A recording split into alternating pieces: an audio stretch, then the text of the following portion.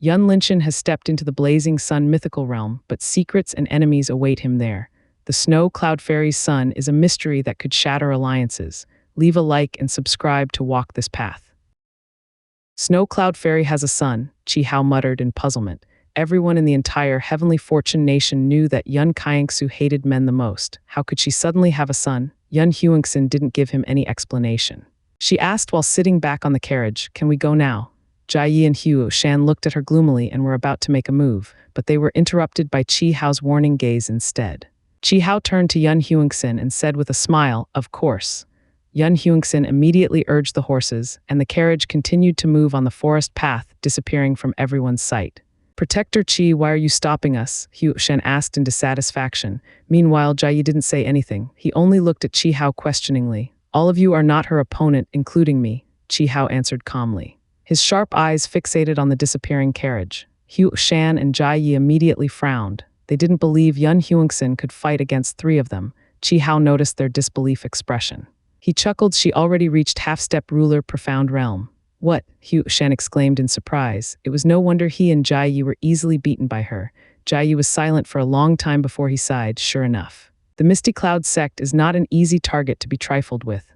After finishing his sentence, he floated away from the place. Chi Hao glanced at Huo Shan with a meaningful smile before he also floated away, leaving Huo Shan behind alone. Huo Shan took a deep breath, trying to calm himself down. He suddenly felt it was a mistake to confront the Misty Cloud sect. He quickly took out a transmission jade and reported the news back to his sect.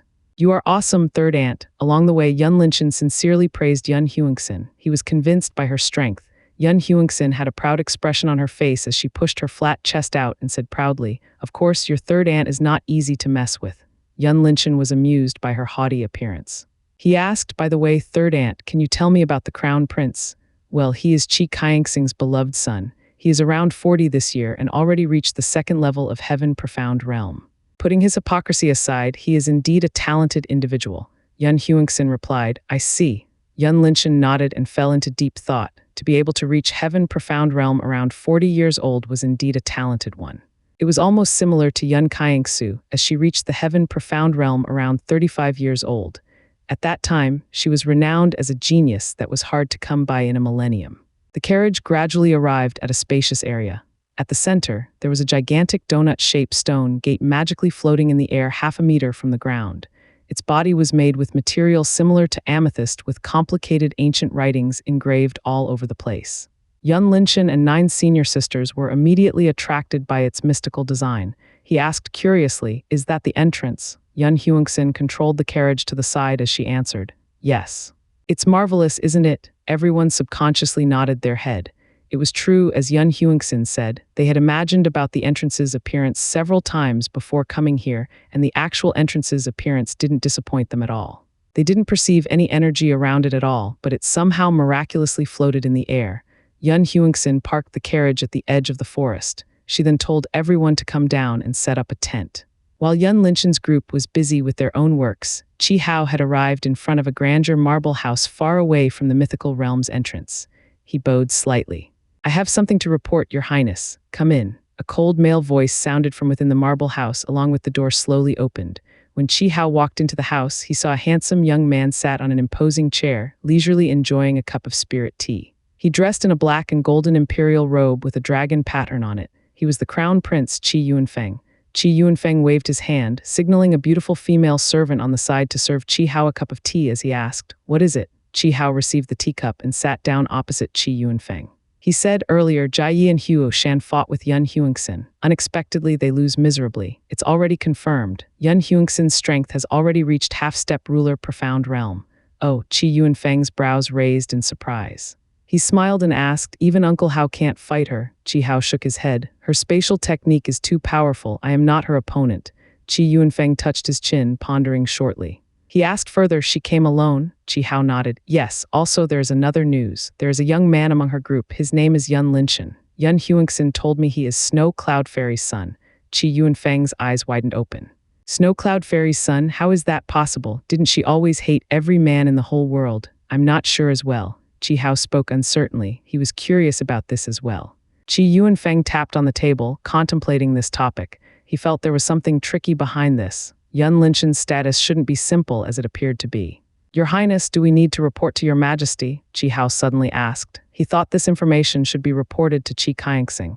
Qi Yuanfeng waved his hand dismissively. No need. Royal Father is busy right now. He paused slightly and said further, what about capturing him? Can you do it? Qi Hao was startled for a second. He replied after carefully considering. It's hard to restrain Yun Huangxin with our current personnel. At the critical moment, she can use her spatial technique to send Yun Linshan away, and we will have no way to stop her. So we need more people to keep her busy. Fine, I will get more people, Qi Yuanfeng said. He then motioned the female servant to get out of the room. Father, I saw Senior over there. At another campsite, Yang Mingli rushed into Yang Gaoming's tent while yelling excitedly. Yang Gaoming, who was busy with several documents before him, was taken aback upon seeing his daughter losing her usual cold temperament. He asked, Senior, you mean that miraculous doctor who helped us? During the past month after Yang Gaoming had recovered from the poison, he decisively killed all the moles within the Yang clan, including one of his brothers, Yang Gaomu, who was one of the main conspirators behind the scene. He had fully established his authority and prestige. His patriarch position couldn't be more stable than this. Combining with Yang Chen had regained his profound vein. No one in the clan dared to challenge his position again. Yes. However, he is staying with the Misty Cloud Sect's group. Yang Mingli was confused. She didn't know why Yun Linshan suddenly appeared with the Misty Cloud Sect's disciples. Misty Cloud Sect, wait, what is his name again? Yang Gaoming was puzzled. To his knowledge, there wasn't any man in the Misty Cloud Sect. His name is Yun Linshan, Yang Mingli answered. Surname Yun, Yang Gaoming's expression abruptly changed. Is he really someone from the Misty Cloud Sect? He muttered in low voice. Yang Mingli also realized this as well. Throughout the entire Heavenly Fortune Nation, surname Yun was exclusive to the Misty Cloud Sect. There wasn't anyone outside the sect using this surname. Before this, she suspected this as well, but she denied it in the end because the Misty Cloud Sect never had a male disciple before. Let's go, I want to see him. Yang Gaoming stood up and walked out of the tent with Yang Mingli. Before heading to the Misty Cloud Sect's campsite, he went to call Yang Chen out, and the group immediately set off toward Yun Linshan's direction afterward. At this moment, Yun Linshan just finished setting up his tent.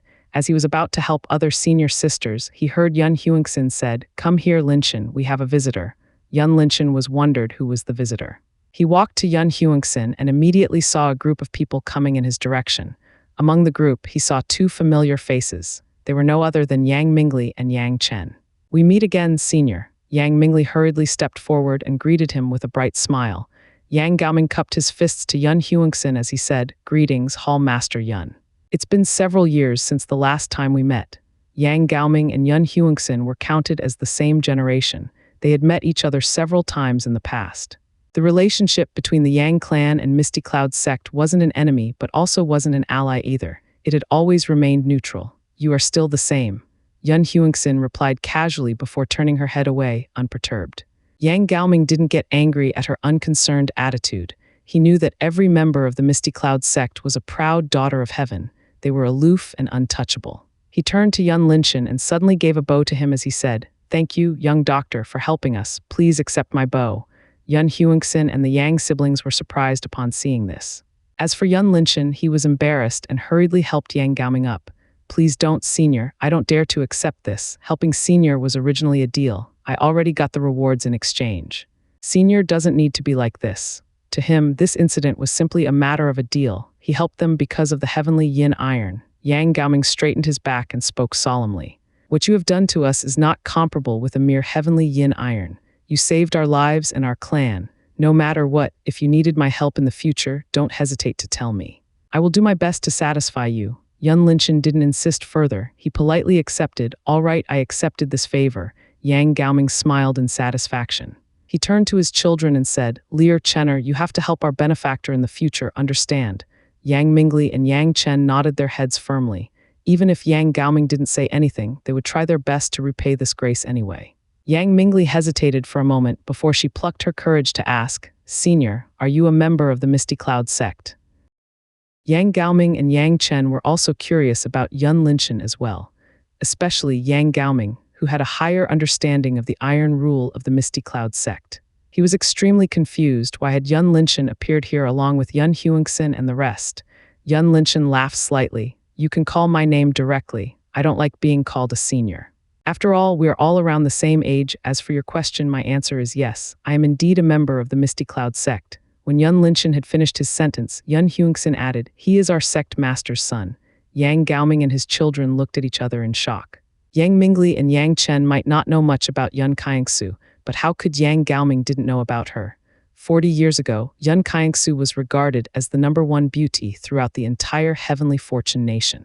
She was the dream lover of countless men. However, her attitude toward them was simple. She loathed all of them and didn't hesitate to kill whoever trying to approach her. Therefore, how could she possibly have a child? Although Yang Gaoming was extremely curious, he didn't inquire about this matter further. He turned to Yun Hyungsin and said, "Congratulations to your sect for gaining such a genius doctor." "Thank you," Yun Hyungsin surprisingly replied politely with a proud expression on her delicate face. Yun Linshan waved his hand. "Oh please, senior, stop it already. If senior continued to praise me, I might be starting to fly now." His words made everyone laugh. He said further, "Right, congratulations to both of you for reaching the 10th level in such a short time."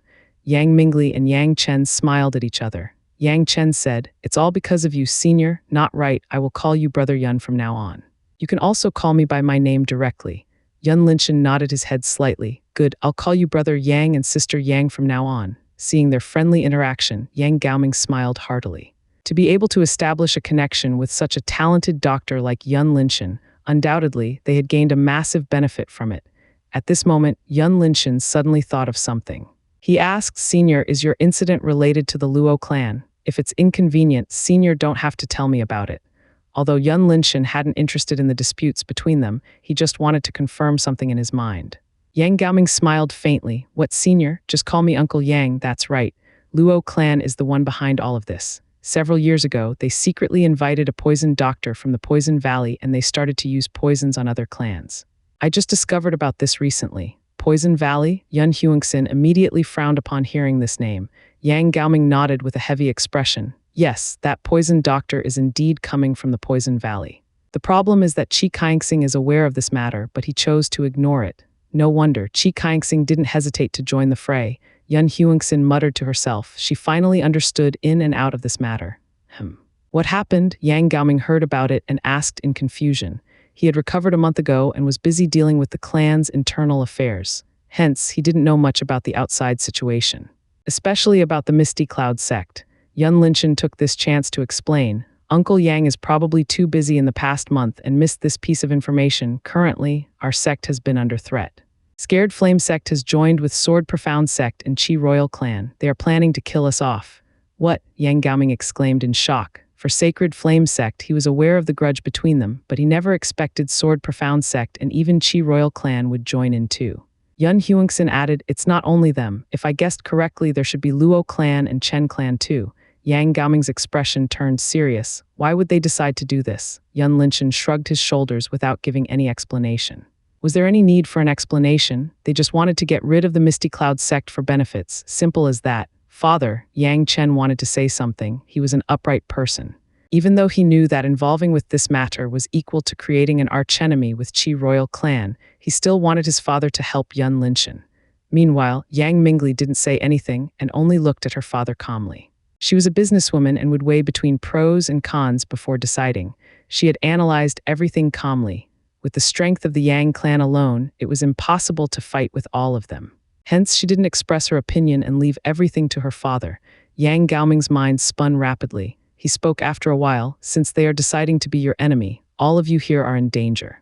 They won't let this chance to capture all of you go easily." He paused for a second and said further, "If it was me alone, I will definitely go all out and take part in this matter. However, I still have my clansmen on my shoulders. I won't be able to help you much on this matter. Sorry." Yun Linshan wasn't surprised by Yang Gaoming's decision, and he didn't think Yang Gaoming was ungrateful. It was normal to think of yourself and your family before helping others. On the contrary, he even praised Yang Gaoming for speaking in a straightforward manner instead of being half-hearted. Yun Linshan smiled. "Uncle Yang doesn't have to feel sorry for us. I understand your decision. I told you about this isn't because I need your help, but rather I want you to be aware of this matter. I think you should understand what I want to say." Yang Gaoming nodded his head. Even a fool could see a storm was about to come, and his Yang clan was destined to be swept by this storm as well. He said solemnly, "Although I can't help the Misty Cloud sect getting out of this calamity, I can guarantee that all of you will be able to get out of here safely." Yun Linshan cupped his fists. Thank you, Uncle Yang, but you shouldn't cross the board too far. Since we dare to come here, we naturally have a way to get out of this situation. You don't have to worry. Fine, Yang Gaoming replied. Yang Cheng was extremely disappointed in his father's decision, but he also understood the situation. At this moment, he was in a dilemma. His strength wasn't that great to the point he could turn the tide by himself, but he couldn't just sit and watch his benefactor facing a problem. Just as Yang Chen was about to say something, he felt a hand on his shoulder. He tilted his head and Yang Mingli shook her head, preventing him from saying. He clenched his fists and let out a helpless sigh in the end. We will take our leave first. Since there was nothing to say further, Yang Gaoming immediately took his children and left the place. All right, Yun Linshan responded. He turned to Yun Huangxin and asked, Third Aunt, what is Poison Valley? Yun Huangxin, who was pondering something all this time, answered, Poison Valley is a notorious group of people with an unclear origin. Their members are proficient in poison. In the past, they were wreaking havoc throughout the entire northern continent by using innocent lives to do their poison experiment. Even ordinary people are no exception as well. Until 30 years ago, the Frozen Moon Palace sent out a decree to get rid of them, and they had disappeared afterward. Who would have thought they still exist? Yun Linshan and other senior sisters' expressions turned grave after listening to this. This Poison Valley was too cruel. In order to experiment with their poison art, they didn't even let ordinary people go. Was there any use by testing poison on a weak mortal? They just wanted to kill, that's why. Yun Linshan suddenly realized something. He quickly asked, Third Aunt, you mean? Yun Huangxin slowly nodded her head. Our enemies are not just them, but Poison Valley as well. Yun Linshan's face turned unsightly. Just the current enemies were already difficult to deal with, and now Poison Valley was added in. He didn't know how to help his sect survive this calamity anymore, only if I have power. An unwilling thought appeared in his mind. Buzz, all of a sudden, the silver necklace on his neck vibrated briefly and stopped in the next moment. Yun Linshan was startled and quickly grabbed it. To his disappointment, there was nothing happened further in the end. What happened? Yun Huangxin saw his strange action. Yun Linshan let go of the necklace while shaking his head. Nothing, Third Aunt, let's send the news back first. Yun Huangxin agreed and quickly took a long-range transmission jade out of her pocket. Beware of Poison Valley, their member appears behind the Luo clan, she said. A moment later, the transmission jade vibrated slightly, indicating the other sides had successfully received the message. Third Aunt, you have to be careful after we are gone. I'll help you set up a formation around here. Yun Linshan gave her a warning out of worry. All he could do was to set a profound formation around here beforehand. At least Yun Huangxin would be safer while Yun Linshan was gone into the mythical realm. Yun Huangxin didn't refuse. They had around 5 days before the Blazing Sun mythical realm open. After leaving the Misty Cloud sex camp, Yang Chen hesitated several times before he finally asked, Father. He couldn't finish his sentence as he was interrupted by Yang Gaoming. I know what you wanted to say, but this matter is out of our hands. It's not just them, we are also in danger as well, Yang Gaoming patiently said. Yang Chen became silent. He was aware of the situation, but he just couldn't get rid of the uncomfortable in his heart. Without Yun Linshan's help, he would still be a useless cripple, and Yang Gaoming would still lie on the bed until now. Now his benefactor was in trouble. How could he simply ignore it? Yang Gaoming saw through his son's current mood. He said further, all we can do right now is providing support for them as much as we can. Remember, during the exploration, you have to do your best to help them. Yang Chen took a deep breath and nodded, understood, father. Yang Gaoming has visited the Misty Cloud sex camp. A dignified middle-aged man in white clothes asked, while he wiping a long golden spear in his hand with fine linen. His facial features were 90% resembled Luo Kun, who was sitting on his side. He was the current patriarch of the Luo clan, Luo Kang. Yes, patriarch. He also brought his children with him, a butler reported. Why did he suddenly visited them? Luo Kun frowned slightly. The butler replied, he went to visit a young man over there. I don't know what are they talking about, but it seems their relationship isn't that simple because I saw Yang Gaoming gave that young man a bow. Luo Kang's hand stopped moving as he was surprised and curious at the same time. Who could that be? How could a man getting along with the Misty Cloud sex members? The butler shook his head. He failed to get information because the isolation barrier around the Misty Cloud sex camp was too strong. Meanwhile, Luo Kun suddenly thought of something. He asked, what does he look like? The butler began to describe Yun Linshan's appearance. After Luo Kun listening to the butler's reply, his eyes immediately turned cold. It's him, Luo Kang looked at his son as he asked, who is it? Luo Kun quickly narrated about the incident where he met Yun Linshan in the capital city a month ago, and how did he send someone to go after him but failed in the end. Luo Kang said with a tinge of shock after listening to his son's narration. A genius doctor. You mean he is the one who cured Yang Gaoming and his children? He could even restore Yang Chen's damaged profound vein. Luo Kun nodded his head firmly. Definitely, besides him, nobody dares to help the Yang clan. I admitted that his attainment in medical profound art is extremely high. I never thought that he would appear here once again, but what is the relationship between him and the Misty Cloud sect? Luo Kang had a suspicion about this as well. Just as they were falling into their own thoughts, the tent suddenly opened, and Hu Shan immediately walked into the tent uninvited. Luo Kang looked at Hu Shan with a smile. He said, "What brings you here, Elder Hu Shan?" Hu Shan unceremoniously sat opposite Luo Kang and said, "I came here to ask for your help. I need you to join us to deal with Yun Huangxin." Luo Kang's brows raised slightly. "How many people over there?" Yun Huangxin came alone with her disciples. Hu Shan answered. Luo Kang was even more confused at this moment. Although Yun Huangxin's spatial technique was difficult to handle, it shouldn't be necessary to mobilize a huge lineup to deal with her. Seeing Luo Kang's puzzled expression, Hu Shan said further, "She already reached half-step ruler profound realm. I and Elder Jai Yi are not her opponents. We've been defeated by her a while ago." He didn't tell Luo Kang about Chi Hao's part for fearing Luo Kang wouldn't cooperate with him. Luo Kang didn't agree right away. Instead, he asked, "Do you know the identity of the young man who came with Yun Huangxin's group?" "He's Yun Kangxu's son. Yun Huangxin told us," Hu Shan replied. He was also curious about this as well. He didn't know if it was true that Yun Linshan was Yun Kangxu's son. Both Luo's father and son glanced at each other in surprise. Especially Luo Kang in the past, he was also one of Yun Kangxu's suitors. How could he not know that the famous snow cloud fairy hated men to the bone? How could it possible for her to have a son? Luo Kang stabilized his mood and spoke. "If it is the case, we should take this opportunity to capture him alive. Yun Kangxu definitely compromises with him in our hands." He intentionally hid Yun Linshan's capability from Hu Shan so that he could take advantage of this. "Then I'll take my leave first," Hu Shan said and quickly left. Luo Kang was pondered for a moment. He said to his son, "Since this young man came here, he definitely participate in the exploration. Try your best to capture him. As for others, just kill them all." Hearing this, Luo Kun smiled wickedly in reply. 5 days passed by in a blink of an eye. During this period, the news about Yun Linshan's identity had spread among every camp. Whether it was the Li clan, Hua clan, or Chen clan, they were looking forward to seeing this snow cloud fairy's son. After all, Yun Kangxu was an extremely famous individual. Her fame had spread throughout the Heavenly Fortune nation. Even a younger generation also heard her name before. In the past, her suitors could easily be lined up across the nation. After knowing she had a son, they were upset and unwilling to accept such a heavy blow. Even though they knew Yun Kangxu would never look at them and becoming her husband was even more impossible, they still wanted to know who was the chosen one that successfully took her down. Yun Linshan's group finished their preparation and immediately set off toward the mythical realm's entrance by walking.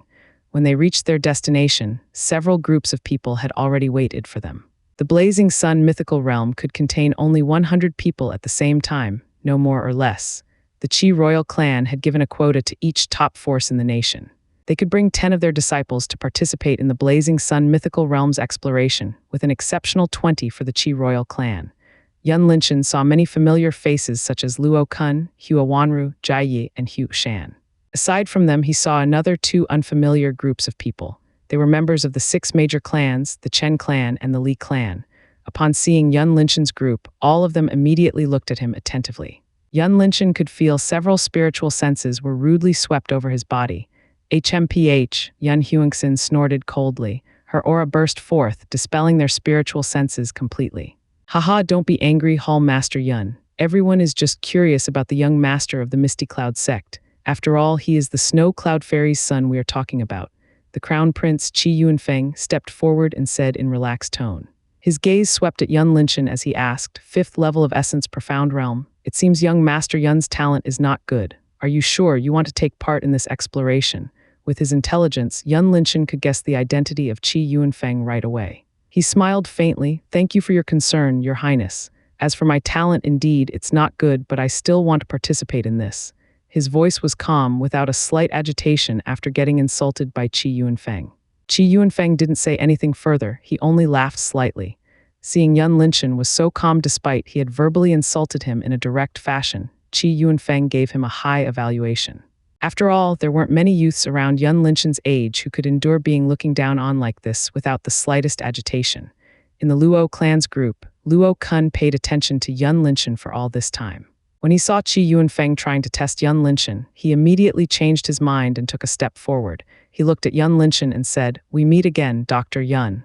Luo Kun's words instantly attracted everyone's attention. Many of them didn't know much about Yun Linshan.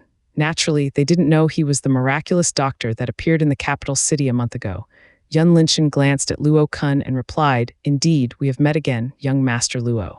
Last time you've sent your subordinate to escort me back to the sect. I really appreciate that. May I know if he returned to you safely?" Luo Kun's eyes immediately narrowed, his body brimming with anger. "Did you kill him?" Everyone present was not stupid. They instantly understood the matter between the two. Luo Kun sent his servant after Yun Linshan, but that servant was killed by Yun Linshan instead. The way Yun Linshan spoke made everyone viewing him in a new light, escorting you back to the sect. Haha, I'm afraid Luo Kun's subordinate had probably become a fertilizer under a mango tree somewhere already. Everyone was amused by Yun Linshan's sarcastic eloquence. Yun Linshan raised his index finger and moving it side to side, No, you are asking the wrong question, young Master Luo. Since when did I say that I kill your subordinate? From the look of you, I assumed he hasn't returned to you yet." He then shrugged his shoulders and spread his arms innocently. "Before he left, I already gave him some money for his transportation fee. Perhaps he didn't take a carriage and still on his way back to the city." Just as Luo Kun wanted to say something, Yun Linshan suddenly slapped his forehead. "Aya, maybe I give him too little, never mind, I will burn more money for him later." PFFTTT, several people broke into laughter as they couldn't hold back anymore. At first, they were confused. Why did Yun Linshan give Luo Kun's subordinate money since he had already died? Now, they were enlightened. The money in Yun Linshan's words was referred to Joss papers. One Luo Kun trembled in anger, his eyes burning with killing intent. This was the second time he had been toyed with. Seeing this, Luo Kang took a step forward and said to Yun Huangxin, "My people died in your young master's hands. How do you want to settle this?" The surrounding laughter abruptly stopped as they prepared to watch a good show. Yun Huangxin gave a chuckle. "Settle? Why don't you give us compensation instead? You sent someone to kill our young master after all." Luo Kang stared at Yun Huangxin for a while. He snorted coldly without saying a word in the end. However, when Luo Kun wanted to continue the conversation, Luo Kang raised his hand to stop him and said, "You don't have to say anything. Just make sure he can't return from the mythical realm." Although his voice was not loud, everyone in this place was a profound practitioner. They could hear it clearly. They subconsciously glanced at Yun Huangxin, waiting for her to retort back. Unfortunately, the scene they were expected didn't happen. Yun Huangxin only smiled faintly and paid no more attention to Luo Kang. Whoosh, all of a sudden, a tide of profound energy surged out of the mythical realm's entrance. The stone gate at the center started to rotate at low speed, releasing a white light in the middle space. The original empty space slowly filled with a curtain of white light and finally became stable, with no ripple. "The entrance has opened. All the participants can go in," Qi Yunfeng said loudly while looking at everyone present. "We will go now. Take care, third aunt," Yun Linshan said to Yun Huangxin. Yun Huangxin grabbed his hand and said with concern, "You have to be careful in there. Don't take the risk, understand?" Her beautiful eyes stared at Yun Linshan's face as if she wanted to engrave this image into her mind. Yun Linshan patted her hand and replied with a confident smile, "Understood." He then beckoned the other 9 senior sisters to follow him into the entrance. "Good luck, young Master Yun." As Yun Linshan walked past Qi Yunfeng, the latter whispered with a meaningful gaze. Yun Linshan casually nodded his head in a reply and vanished into the white light curtain along with 9 senior sisters. Yun Linshan's vision turned completely white for a minute before he found himself standing in a forest. The forest filled with lush pine trees and ancient woods. It was not too dense, as he could still see a pathway to walk. On the ground, Yun Linshan discovered several rank 1 medicinal herbs. From their appearance, it shouldn't be over 40 years of age. He didn't rush to harvest the herbs. Instead, he raised his vigilance while surveying the vicinity. After a while, he didn't see any sign of life around this area. He then started to move forward. Buzz, just as he took a step, the silver necklace on his neck suddenly vibrated for a second and disappeared like it usually did before. Yun Linshan quickly grabbed it, trying to perceive something, but the result was the same as before. Nothing could be found. "Come on, don't tease me like this." Yun Linshan couldn't help but complain. This necklace kept vibrating once in a while, several times already. It brought him hope as he thought he was going to activate a cheat device or something that helped him become a super powerhouse. Unfortunately, the reality was too hurtful. Aside from giving him illusory hope, it left a zero clue for him. Whoosh, while Yun Linshan paying attention to the necklace, suddenly, a long iron javelin appeared out of nowhere, shooting toward his head at high speed. Without thinking for a second, Yun Linshan instinctively rolled on the ground to avoid the incoming projectile. Boom, the javelin hit the pine tree behind Yun Linshan, causing the tree to break apart into pieces. Oi oi. Don't you need to perform trash talking first before launching an attack? This is clearly off script. Yun Linshan cursed inwardly as he quickly stood up and looked at a figure distant away. Judging from the spear symbol on the figure's clothes, Yun Linshan immediately recognized the figure's identity right away. Without a doubt, this man should be one of Lu Okun's lackeys. Not bad, you can avoid my surprise attack, hey. Where are you going? The man slowly approached Yun Linshan with an arrogant smile while trying to act like an expert. However, he had to stop his aloof speech midway because he saw Yun Linshan grabbed his javelin and run away hastily. Thanks for the weapon, brother, Yun Linshan shouted back while performing a movement technique to increase his speed. FCK, the man from the Luo clan cursed out loud and speedily chased after Yun Linshan. From the man's aura, Yun Linshan knew that his strength was at least around the 8th level of Essence Profound Realm. With his pitiful 5th level strength, there was no way he could fight the man head-on. Therefore, he decided to run right away without hesitation. Yun Linshan scanned through the vicinity cautiously while praying in his heart he must not encounter a profound beast. However, it was as if gods could hear his prayer and kindly granted his wish. 100 meters away in front of him, there was a green panther lying leisurely on the ground, basking in the morning sunlight. Damn it. I shouldn't have jinxed it. Yun Linshan abruptly changed direction and rushed forward with all his might. With a glance, he instantly knew this panther was at least a peak essence profound beast. The panther opened its eyes to glance at this human speedster with little interest before closing its eyes, continuing to enjoy the sunlight after Yun Linshan vanishing from its sight.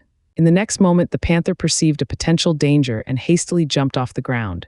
Boom! A javelin went straight to the ground on the panther's previous position, causing the clouds of dust to fill the air. The man who had followed Yun Linshan saw this scene. A bad premonition suddenly emerged in his heart, and his body swiftly reacted as he turned around, trying to flee from the place. The panther descended to the ground, looking at the javelin with boundless anger. It turned its head and happened to see the man's silhouette far away. The panther's cold eyes instantly fixated on him before it leaped into the air, charging after the target at insanely high speed. The man saw the panther chasing after him. He wanted to cry while cursing Yun Linshan inwardly for his cunning move. As much as he desired to kill Yun Linshan, he couldn't do anything but run with all he had at this moment. Phew, that was close. Yun Linshan mumbled to himself while panting heavily. He leaned against a tall ancient tree to take a breather. Fortunately, the essence profound beast hadn't developed its intelligence until it became a spirit profound beast. That's why the panther earlier had fallen for Yun Linshan's scheme easily. Wiping sweat out of his forehead, Yun Linshan looked around and discovered a swamp in the distance. A piece of memory instantly resurfaced in his mind as he took out a leather map from his interspatial ring. The map was given by Yun Runyu before he coming here. It contained the finest details of the Blazing Sun mythical realm. Every treasure cave and profound beast territory were written down on the map, and it was passing down by each generation's disciple. The Blazing Sun mythical realm had a circular shape, with the forest region at the outside surrounding the desert in the middle. Because there was only one swamp in this mythical realm, Yun Linshan managed to find his location on the map in a short time. Currently, he was on the western side of the forest region. According to the agreed plan, if any member of his team discovered their position on the map, they had to either move to the northern or the southern area and regroup over there before heading to the center of the mythical realm. Yun Linshan put the map away and walked toward the swamp. When he arrived at the shore, he immediately attracted by a small pink lotus that was floating at the center of the swamp. No way, celestial Buddha lotus. How could it appear here? Yun Linshan was astonished by the identity of the lotus in front of him. This lotus was a divine rank magical plant according to the remnant record of life. It could be used to strengthen the target's profound vein or using as an ingredient of a divine rank pill. Judging from the color and number of leaves, this celestial Buddha lotus's age should be around 30 years at most. It needed around 1,000 years to be fully matured. Yun Linshan put his excitement aside and looked into the swamp beneath the lotus. Typically, this kind of heaven treasure would have its guardian, but he didn't see any profound beast nearby. After confirming there was no danger around the vicinity, he used his hand to test the water's temperature before jumping into the spring. The swamp was around 3 square kilometers in size with over 100 meters deep. Yun Linshan had to swim for a while to reach the lotus. When he reached halfway, Yun Linshan abruptly halted his movement because his instinct told him he was in danger. His body involuntarily tensed up as he took out a long iron spear from his ring and looking around vigilantly. Thud, a heavy throb rang into Yun Linshan's ears, and the water's surface started to ripple violently. At this moment, Yun Linshan saw a huge shadow in the water slowly approaching him. What the? Yun Linshan couldn't even finish his exclamation, the swamp water suddenly forming into a giant wall and descending down on top of him. He hastily urged his profound energy to conjure a protective barrier around his body. Boom! The water wall engulfed Yun Linshan entirely and shattered his protective barrier right away. His body ached all over as if he was hit by a truck. Yun Linshan was pushed down deep into the water. He calmed himself down very quickly while inspecting his body. Upon seeing there was no major injury, he looked around, finding a way to go back to the surface. At this moment, his gaze unintentionally landed on the approaching enormous shadow in the distance. His body turned cold instantly because he could see the appearance of this shadow clearly this time. Its appearance resembled a crocodile, but 100 times bigger than a normal crocodile. Its skins were full of sharp spikes, extremely thick to the point that Yun Linshan didn't think he could leave a single scratch on them. Abyssal crocodile, and it already became a spirit profound beast, Yun Linshan exclaimed in shock, and he hastily circulated his profound energy as he fled toward the shore's direction. Roar, the abyssal crocodile let out a loud roar and rushed to Yun Linshan at high speed. There was no way a human like Yun Linshan could outspeed a natural water beast like a crocodile. In the span of 10 seconds, the distance between the two had reduced by more than half. Yun Linshan knew he couldn't continue like this, otherwise he would become its food in the next moment. He took out a green talisman from his ring and injected a portion of profound energy into it. The green talisman shone brightly and released a surge of wind, enveloping Yun Linshan, causing his movement speed to increase by leaps and bounds. Seeing the prey was going to escape from its hand, the abyssal crocodile shot several water arrows at Yun Linshan. The latter stayed vigilant all the time. He twisted his body slightly and thrust his spear forward, colliding with the incoming water arrows head-on. Bang! Yun Linshan used the impact to push himself away from the abyssal crocodile. The distance between the two increased greatly, and there were around 200 meters left before Yun Linshan could reach the shore. The abyssal crocodile was mad by the result. Although it possessed intelligence, it couldn't firmly control the outcome in the end. When the crocodile saw Yun Linshan climbed onto the shore, it let out an angry roar once again before turning around, going back to guard the lotus. After Yun Linshan climbing up to the shore, he continued to run away as if his life was at stake. It was only until he ran out of his profound energy did he stop and slumped onto a sturdy tree nearby, panting heavily. What a bad luck, he muttered to himself and began to replenish his strength. He never thought his first official adventure would end up running away from the enemy 2 times in a row. Nevertheless, he was so excited, his heart beat madly. The long-lost familiar feelings that he hadn't tasted for a long time, emerging once again along with the unforgotten memory, the memory that brought him pain and happiness. 2 days passed by in a blink of an eye, Yun Linshan still camping around the swamp, unwilling to let the celestial Buddha lotus go. After all, it was the divine rank magical plant, extremely scarce and possibly be the only one in the Azure world. During these days, Yun Linshan hiding himself on the top of the tree, observing the surroundings as well as finding a way to deal with the abyssal crocodile. In truth, he could set up a killing formation to deal with the beast, but his profound stones were limited.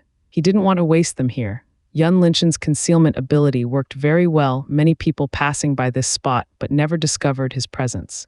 In the past 2 days, he hadn't seen any of his senior sisters around here. His heart grew worried and he started to weigh the choices between leaving and staying here.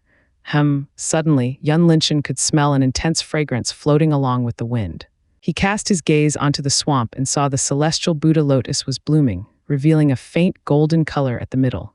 The fragrance spread several kilometers away, immediately attracting many people nearby. Within an hour, the swamp became crowded. There were at least 20 people from various forces coming together. The members of the Hua, Lai, Chen, Yang, and Qi royal clans were present, and the highest number among them were members of the Qi royal clan, 5 people. Why did senior sister Chan come here? Yun Linshan frowned slightly when he saw a familiar figure among the group. She was one of his senior sisters who came to this place with him. Her name was Yun Chan. Yun Chan had a beautiful oval face, cladding in snow-white robes with a short sword in her hand.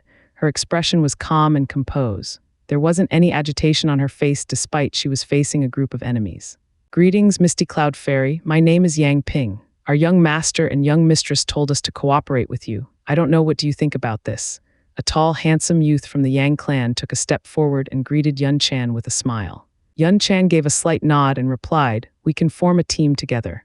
Yang Ping called his friend over and discussed a strategy with Yun Chan in a low voice. Yun Linshan didn't hurry to show himself. He continued to listen to the conversation between everyone and tried to find a way to warn Yun Chan about the abyssal crocodile. "Everyone, why don't we share this lotus together?" said a man with a long sword strapped to his back. He was a member of the Qi royal clan. His name was Song He. Everyone glanced at each other without saying a word. No one was stupid enough to believe in his word. Moreover, they didn't recognize the value of the lotus. Most of them thought it was a high-rank medicinal plant, but they couldn't determine what rank it was. They were not sure if it was worth getting into a conflict because of this unknown lotus. Seeing this, Song He chuckled and said, "Since all of you don't want it, we will take it away by ourselves."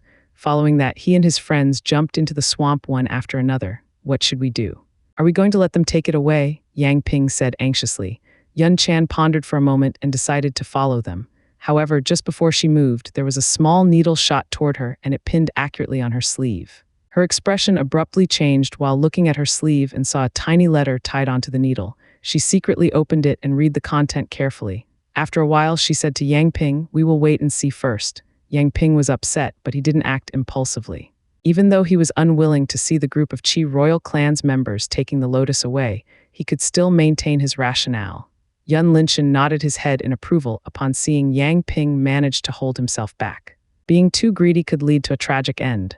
Yun Linshan had proved this point by himself 2 days ago. He almost lost his life because of his greed and carelessness. In the swamp, the group of 5 carefully swam toward the lotus while raising their guard vigilantly. Essence Profound Realms practitioners hadn't yet developed spiritual sense until they reached the Spirit Profound Realm. Hence, they could only use their eyes and ears to detect a danger around them. What is that?" someone among the group said uncertainly, while pointing at a huge shadow beneath the water distant away. "What kind of that profound beast?" another person asked. "Hurry up, prepare to fight," Song He shouted and drew the sword out. Although he wasn't sure about the strength of the profound beast in front of him, he was confident it shouldn't be higher than the peak essence profound beast. Dealing with it was not a problem for his group. Roar! The abyssal crocodile let out a deafening roar and revealed its gigantic body above the water's surface. Its savage eyes stared at Song He's group furiously, as it still remembered the prey that slipped away from its hands 2 days ago.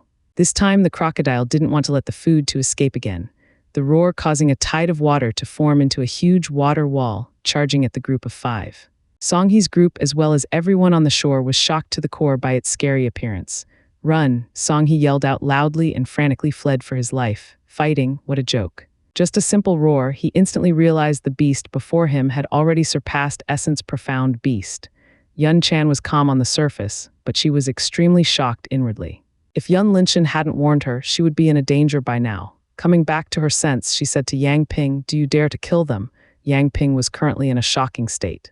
When he heard this, he turned to Yun Chan and asked in a trembling voice, "What do you mean?" "I'm asking, do you dare to kill a member of the Qi royal clan?" Yun Chan repeated. Seeing she wasn't joking about it, Yang Ping swallowed his saliva and replied, "Oh, of course." Before coming here, Yang Chen and Yang Mingli had emphasized this. Chen, Luo, and Qi royal clan's members were all their enemies. They had to show no mercy toward them when the opportunity arose. "Good kill," Yun Chan responded, and a frightful aura instantly burst out of her body. She pointed her short sword at Song He's group, who were struggling to escape from the abyssal crocodile, and a deep blue light immediately shot out of the tip of her sword straight at them. Song He was currently paying attention to the crocodile behind him. Suddenly, he felt a dangerous aura approached him from the shore's direction. When he raised his head, he saw the deep blue light rushed at him at high speed, causing him unable to put up a defense on time. Boom! The profound light hit Song He's right shoulder, causing his body to fly backward and was engulfed by the water wall entirely. The other 4 were also blown away by several attacks from Yang Ping and his friend, and were vanished into the water wall. "What are you doing?" A youth with a spear in his hand shouted angrily from the Chen clan's group. His aura surged, preparing to attack Yun Chan and Yang Ping. Yun Chan didn't say a word in reply. Her gaze fixated at the water briefly before shifting to the youth from the Chen clan. Hazy ice mist slowly emerged from her body. Instantaneously, her figure disappeared from the spot and reappeared in front of the youth as she swung her short sword down on his head with a ferocious wave of sword force. Boom! The youth was shocked by Yun Chan's speed. He panicky raised his spear up to block her short sword. However, Yun Chan's attack was too fast and caught him off guard. He wasn't able to defend properly and was thrown away by the impact. The onlookers sucked in a cold breath. They heard about the famous Misty Cloud steps before, but they never thought it would be this scary. Without a doubt, they wouldn't be different from the youth with the spear when facing Yun Chan's swift actions. Damn it, kill her! Another two youths from the Chen clan came back to their senses and quickly launched their attacks at Yun Chan. Bang! Arg! Everyone was expected Yun Chan to get injured by the attack, but the reality rendered them speechless because the ones who flew out were the two youths instead of her. The youth with the spear just got up from the ground and saw Hua Fei, a woman from the Hua clan, attacked his two friends in the back. He yelled angrily at her, "What do you mean by this, Hua Fei?" Hua Fei glanced at the youth and said indifferently, "Is it hard to understand? We are enemies, that's why." She brushed her long hair slightly and jumped to Yun Chan's side. "Let's kill them together, Sister Yun," Hua Fei said with a smile. Yun Chan nodded her head lightly. "All right." The two women along with Yang Ping's group immediately charged forward at Chen clan's group with murderous intent. While everyone on the shore was in chaos, Yun Linshan secretly sneaked into the swamp and dived toward the lotus patiently. His body was currently covered with strange ancient runes, glowing a faint golden light from time to time. These runes were specially invented by Yun Linshan to isolate himself from the enemy's spiritual sense. Although the effect was weak and couldn't be used against a high-level practitioner, it shouldn't be a problem to hide his presence from the abyssal crocodile. Arg! A kilometer away, Yun Linshan saw Song. He screamed painfully as he was brutally bitten by the abyssal crocodile, blood flowing out of his body nonstop, along with some of his internal organs. Shortly afterward, he stopped breathing and died with eyes widely opened. Yun Linshan didn't feel disgusted by the scene. He calmly moved forward to the lotus while the abyssal crocodile locked onto new targets and moved its large body toward them.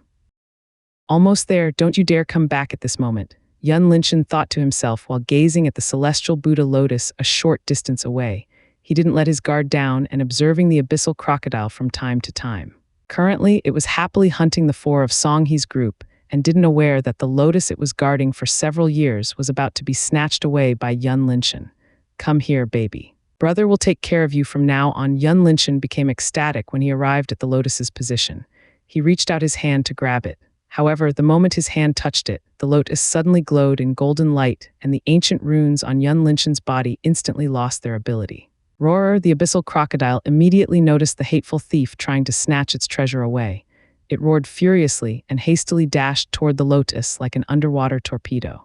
"FCK," Yun Linshan cursed out loud when he realized the situation he was in. He never thought this beautiful baby in front of him would hurt him like this. Without thinking further, he stored the lotus away and frantically fled toward the shore with all his might. Roar! The abyssal crocodile shot out thousands of water arrows at Yun Linshan madly. It was the only long-range attack in its possession that was fast enough to catch Yun Linshan. Yun Linshan had already expected this beforehand. He conjured a protective barrier to cover his back while shattering a wind talisman to increase his speed. It was the same trick as before, but it was effective enough to let him increasing the distance between him and the crocodile. Boom! Yun Linshan's protective barrier broken very quickly by the overwhelming power.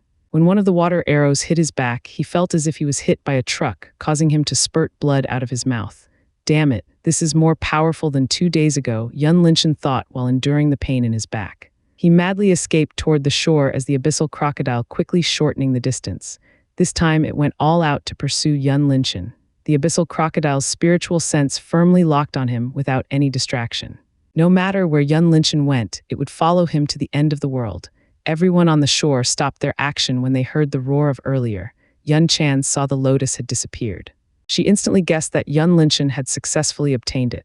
Under the joint attacks from Yun Chan, Hua Fei, and Yang Ping, the 3 youths from the Chen clan were completely dead, and members of the Li clan had run away from the place a long time ago, leaving only 6 people behind. Hua Fei and the other 2 from the Hua clan walked to Yun Chan's side after disposing of the corpses. Hua Fei asked confusedly, "What happened?" Yun Chan shook her head, pretending she didn't know about it. "Where is the lotus?" Yang Ping asked as he saw the lotus was gone. "Someone snatched it away while we are fighting. Ha, did we just make a wedding dress for others?" Hua Fei said with a trace of anger. She didn't like the feeling of being used by others. Yun Chan didn't want to linger on this topic further. She said, "What is your plan?" Hua Fei looked at her friends before shaking her head. "We don't have any plan for now. We made an appointment with our young mistress in the southern area. What about you, Sister Yun?" Yun Chan pondered for a second. She replied, "Let's go together. I am heading south too." Following that, everyone set off toward the south direction. While Yun Chan discussing with others, Yun Linshan had reached the shore on the opposite side, the abyssal crocodile still roaring angrily from behind and prepared to climb up the shore. Yun Linshan didn't bother about it. He poured every ounce of his profound energy onto his legs and shot forward like an arrow in the south direction. The abyssal crocodile's speed was slower on the ground, its 4 feet stomping restlessly, chasing after Yun Linshan. Every tree on the path was broken into pieces by its tough body. Several profound beasts were scared away by the crocodile, and Yun Linshan got benefited from this. Yun Linshan was now drenched in sweat, trying to get out of this predicament. His profound energy was constantly depleted. It won't be long before he ran out of energy and probably became the crocodile's food.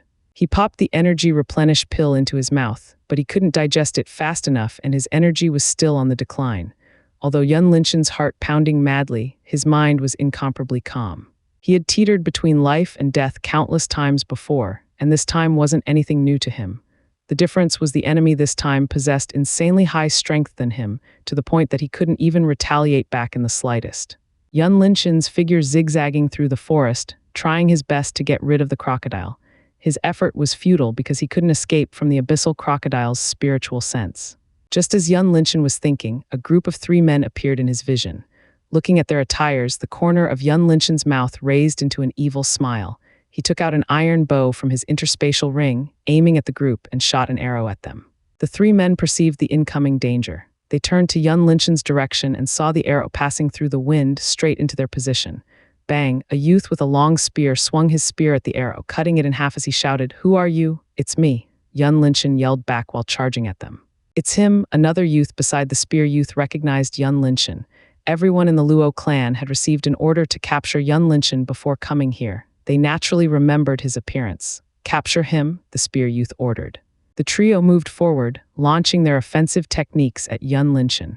Yun Linshan cleverly dodged the attacks while taking the celestial Buddha lotus out and smeared its scent on the trio's body. He then abruptly changed the direction, continuing to flee. Even though he couldn't fight them head-on, avoiding their attacks was not a problem. Chase, the spear youth was furious at the outcome.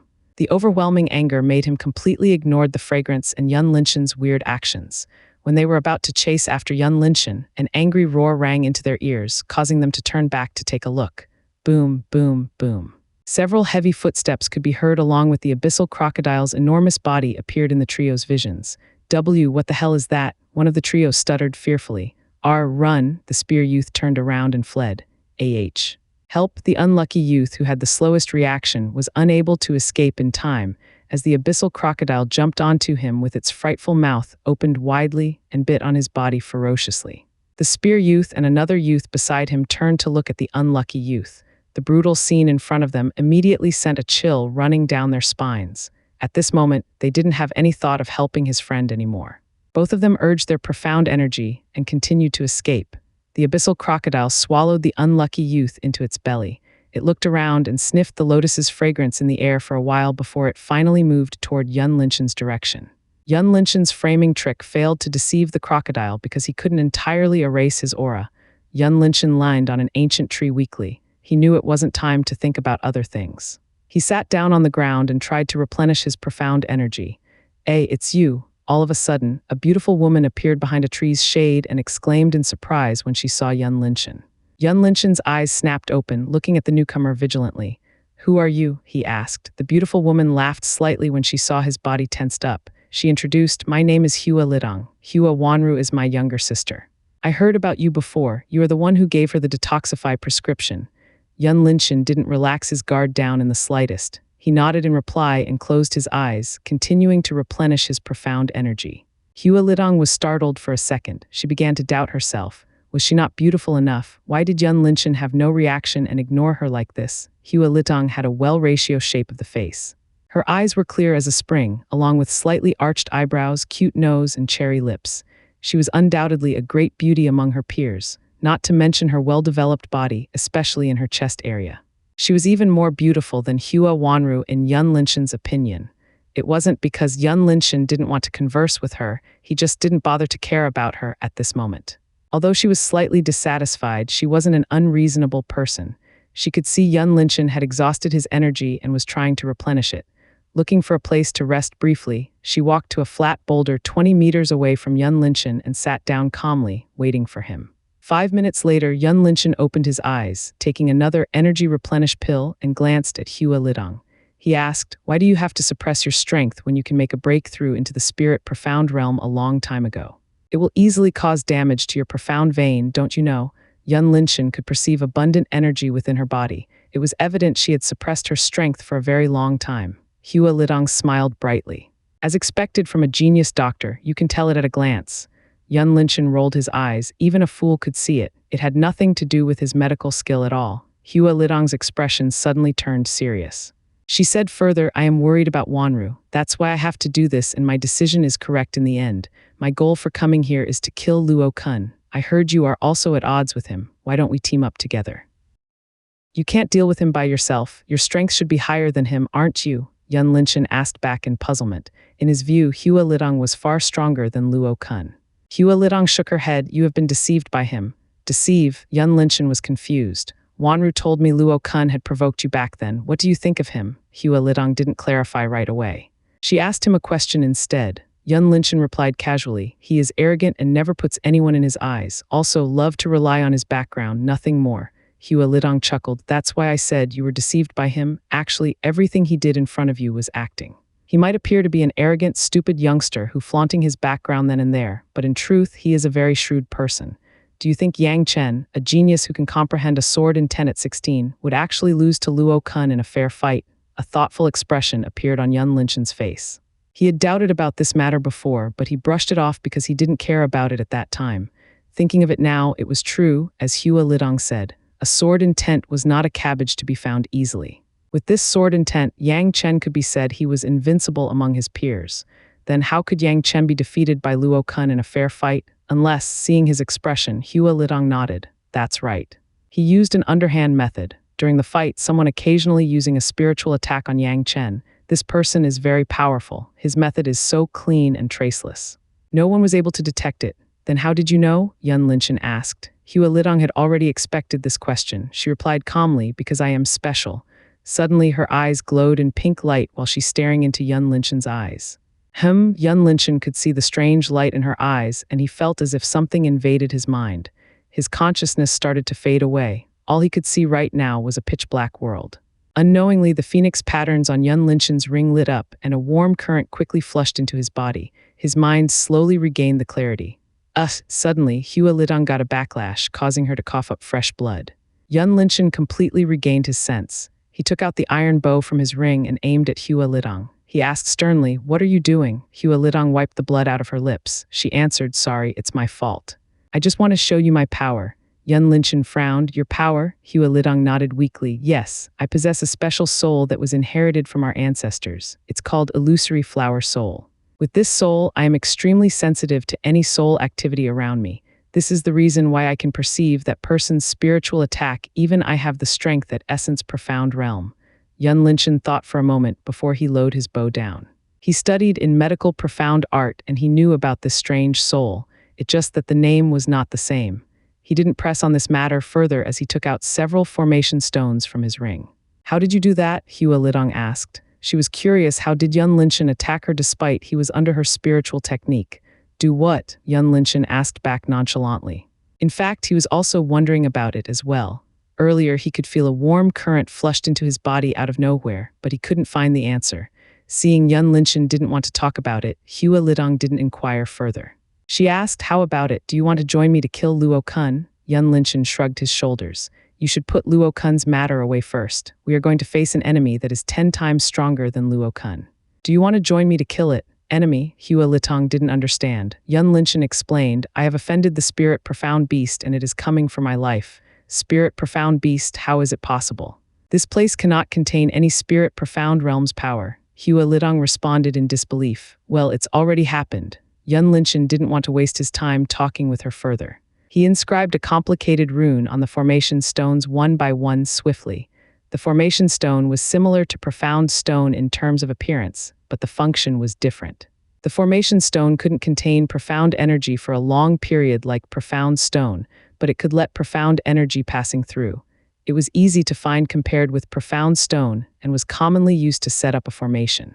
Hua Lidong was sure Yun Linchen didn't need to lie to her. She chose to believe in his words in the end.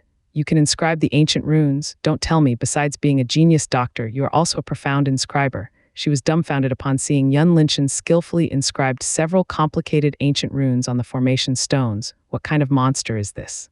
How could someone possess such an unbelievable talent like this? Hua Lidong's mind was thrown into a mess. Yun Linchen didn't bother to answer her. He quickly moved to several spots and buried formation stones into the ground, forming into a killing formation covered around 200 square meters area.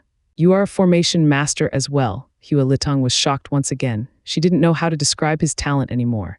Yun Linchen patted dust out of his hands and verified the killing formation carefully again. After confirming it worked perfectly fine, he took out 3 low-grade profound stones and put it into the center of the formation, connecting with other formation stones. To save the consumption of profound stone, he only set up the spirit-level profound formation, which should be enough to deal with the abyssal crocodile in his estimation. He wasn't sure if the abyssal crocodile had followed him, but he decided to put up a fight because he didn't want to run anymore. After listening to Hua Lidong, if his luck was bad enough and encountered Luo Kun, he could only run for his life. He better solve this crocodile first, in case it hadn't given up on killing him. What is your decision? Yun Linchen turned to ask Hua Lidong, who has currently opened her mouth wide with a dumbfounded expression. Regaining her sense, Hua Lidong replied firmly, "Of course I'll stay. Anyway, I still need you to help me deal with Luo Kun." Yun Linchen responded, "All right, it's a deal then." Roar. Yun Linchen was about to speak further. A familiar roar once again rang out from afar, causing both of them to look involuntarily in its direction. That Hua Lidong's eyes widened open when she saw the abyssal crocodile's enormous body appeared in her line of sight. Yun Linchen's face turned solemn, his right foot placed on the eyes of the formation, ready to activate it at any moment. The abyssal crocodile's spiritual sense immediately locked onto Yun Linchen. Profound energy surging out of its body wildly. Instantaneously, it darted toward Yun Linchen like a bolt of lightning. "I'll activate the killing formation. You can launch your attack right away," Yun Linchen told Hua Lidong and stomped his foot on the eyes of the formation. Whoosh, the profound stone in the center shone brightly and profound energy speedily rushed to other formation stones, lighting the ancient runes on them. In the next moment, a barrier was formed into a large dome covering the area.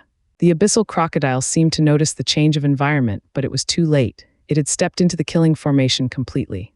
"Go!" Yun Linchen stomped on the formation's eyes once again, and several profound energy blades appeared in the air before barraging at the crocodile. Roar! The abyssal crocodile roared furiously, trying to fend off the incoming attack. Yun Linchen and Hua Lidong didn't give it time to breathe. They hastily launched offensive techniques on it. Boom, boom. Yun Linchen's arrows broke the abyssal crocodile's skins, leaving many small wounds on them. Meanwhile, Hua Lidong sent out a deadly petal storm onto its head, causing the crocodile's blood to splash out like a fountain. The profound energy blades continued to bombard the beast and inflicted several wounds on its body. The abyssal crocodile tried to form a protective barrier, but it exploded one after another almost instant. Yun Linchen didn't stop to shoot the arrow consecutively at it. His attack might not be powerful as Hua Lidong's, but under the bombard, the wounds on the crocodile were gradually deeper and wider. Almost there, Hua Lidong shouted excitedly. This was her first time fighting Spirit Profound Beast, and she was thrilled. "No, it not that easy." Yun Linchen didn't finish his sentence because he could feel a berserk power coming out from the crocodile. Boom! All of a sudden, the killing formation exploded into pieces under the abyssal crocodile's immense power. Before Yun Linchen and Hua Lidong could say anything, its figure shot forward at them, precisely at Yun Linchen. Yun Linchen exclaimed in shock, and he was hit directly by the abyssal crocodile. Die! Hua Lidong's sword released a powerful force as she struck at the abyssal crocodile's head. Puff! Roar! Blood spurted out in the air along with a painful scream from the abyssal crocodile. One of its eyes was broken right away by Hua Lidong's attack, and a deep fatal wound also appeared on its head. Because of intense pain, the abyssal crocodile instinctively lashed its spiky tail at Hua Lidong. Hua Lidong was caught off guard, or rather she couldn't put up a defense in time. She was blown away and hit a tree in a distance away, causing her to cough up blood. Estimating her ribs might have broken as well. Yun Linchen stood up from the ground, wiping blood from his mouth. He took a long iron spear out and vaulted into the air before thrusting down with all his might at the abyssal crocodile's head. Puff! The spear went deep into the abyssal crocodile's head. At the same time, Yun Linchen was blown away by its tail. His body flew out like a cannonball, hitting several trees along the path before stopping at a giant boulder 100 meters away. Yun Linshan could feel at least 3 of his ribs and his right shoulder's bone were broken. He lifted his head to look at the furious beast in the distance. Helplessness and despair appeared in his mind for the first time since he came to this world. Weak, he was too weak. Cough, cough, Hua Lidong coughed heavily while struggling to stand up. She glanced at Yun Linshan and her face turned unsightly. It wasn't because she had underestimated the abyssal crocodile, but rather it was too strong. The major difference between humans and profound beast was the body. Comparing to profound beast, a human's body was ridiculously fragile. The former's body was akin to hardened steel. It was tough and flexible at the same time. Both Yun Linshan and Hua Lidong's weapons were made of essence iron, which could easily pierce any essence profound beast's skins. However, it couldn't do much to the abyssal crocodile. Hua Lidong gripped her long sword tightly. Her eyes turned resolute, a powerful aura slowly emanating from her body, stirring countless leaves on the ground to form into a mini tornado. Thousands flowers art forth style, withering blossom. Hua Lidong chanted in a low voice as her body leaped into the air. Countless illusory flower petals appeared around her body, floating in a spiral shape. She pointed her sword at the crocodile while she descending at high speed. The abyssal crocodile perceived a danger. It hastily urged profound energy to form a protective barrier around its body and completed it in a short time. Boom! Hua Lidong's sword hit the barrier and entirely shattered it. The illusory flower's petals speedily rushed to the abyssal crocodile's head and immediately scattered away, turning into dried leaves as they hit the target. Roar! The abyssal crocodile howled painfully as it wriggled frantically on the ground. Just as Hua Lidong about to smile, celebrating a victory, a strong aura once exploded out from the abyssal crocodile, blowing her away like a broken kite. Yun Linshan saw this scene. His heart tensed up uncomfortably. He never thought this Hua Lidong would still attack the beast instead of running away while she could. He stood up and took a small ice sword out of his ring. It had an exquisite appearance, exuded a powerful aura. This was his ultimate trump card that was given by Yun Qiangsu. This ice sword possessed Yun Qiangsu's origin power. When it was unleashed, it would have the strength equal to the Earth Profound Realm. Normally, profound practitioners would form an origin power when they reached Origin Profound Realm. However, no one would divide a portion of their origin power to make a life-saving item like this, because they would have to part with this portion forever once it was released, and their foundation would be affected. It was obvious Yun Qiangsu loved Yun Linshan to the bone. She was willing to give her origin power to him without hesitation. Yun Linshan was well aware of this. If it was possible, he would never use this even he had to die. He didn't want to harm Yun Qiangsu's foundation. However, when he saw Hua Lidong's miserable appearance because of him, he made up his mind to do it. Die! When Yun Linshan was about to unleash the power of the ice sword, a loud shout suddenly rang out from the distance, along with a beautiful figure descending on the top of the abyssal crocodile. Puff, roar! A powerful sword force in deep blue light sank into the abyssal crocodile's head, causing it to scream in great pain. The beautiful figure exerted her power to maximum and finally cut the head of the abyssal crocodile off. The abyssal crocodile's body continued to wriggle for a while before it stopped, lying motionless on the ground. It couldn't be more dead than this. Senior Sister Chan, Yun Linshan muttered blankly. His eyes fixated on the beautiful figure, Yun Chan, who descended from heaven to save his life. He let out a sigh of relief and slumped his butt onto the ground powerlessly. Eldest Miss, Hua Fei, and others arrived at the scene and quickly went to check Hua Lidong, who was lying in a pool of blood. Yun Chan's figure appeared beside Yun Linshan.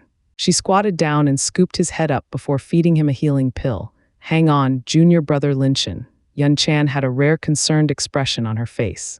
She quickly channeled profound energy to help Yun Linshan digested the healing pill.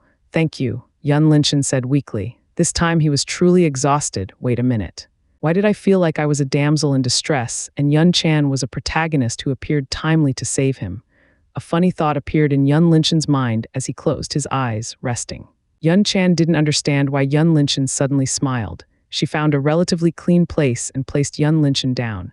Hua Fei fed a healing pill to Hua Lidong, and the latter sat up by herself, focusing on healing.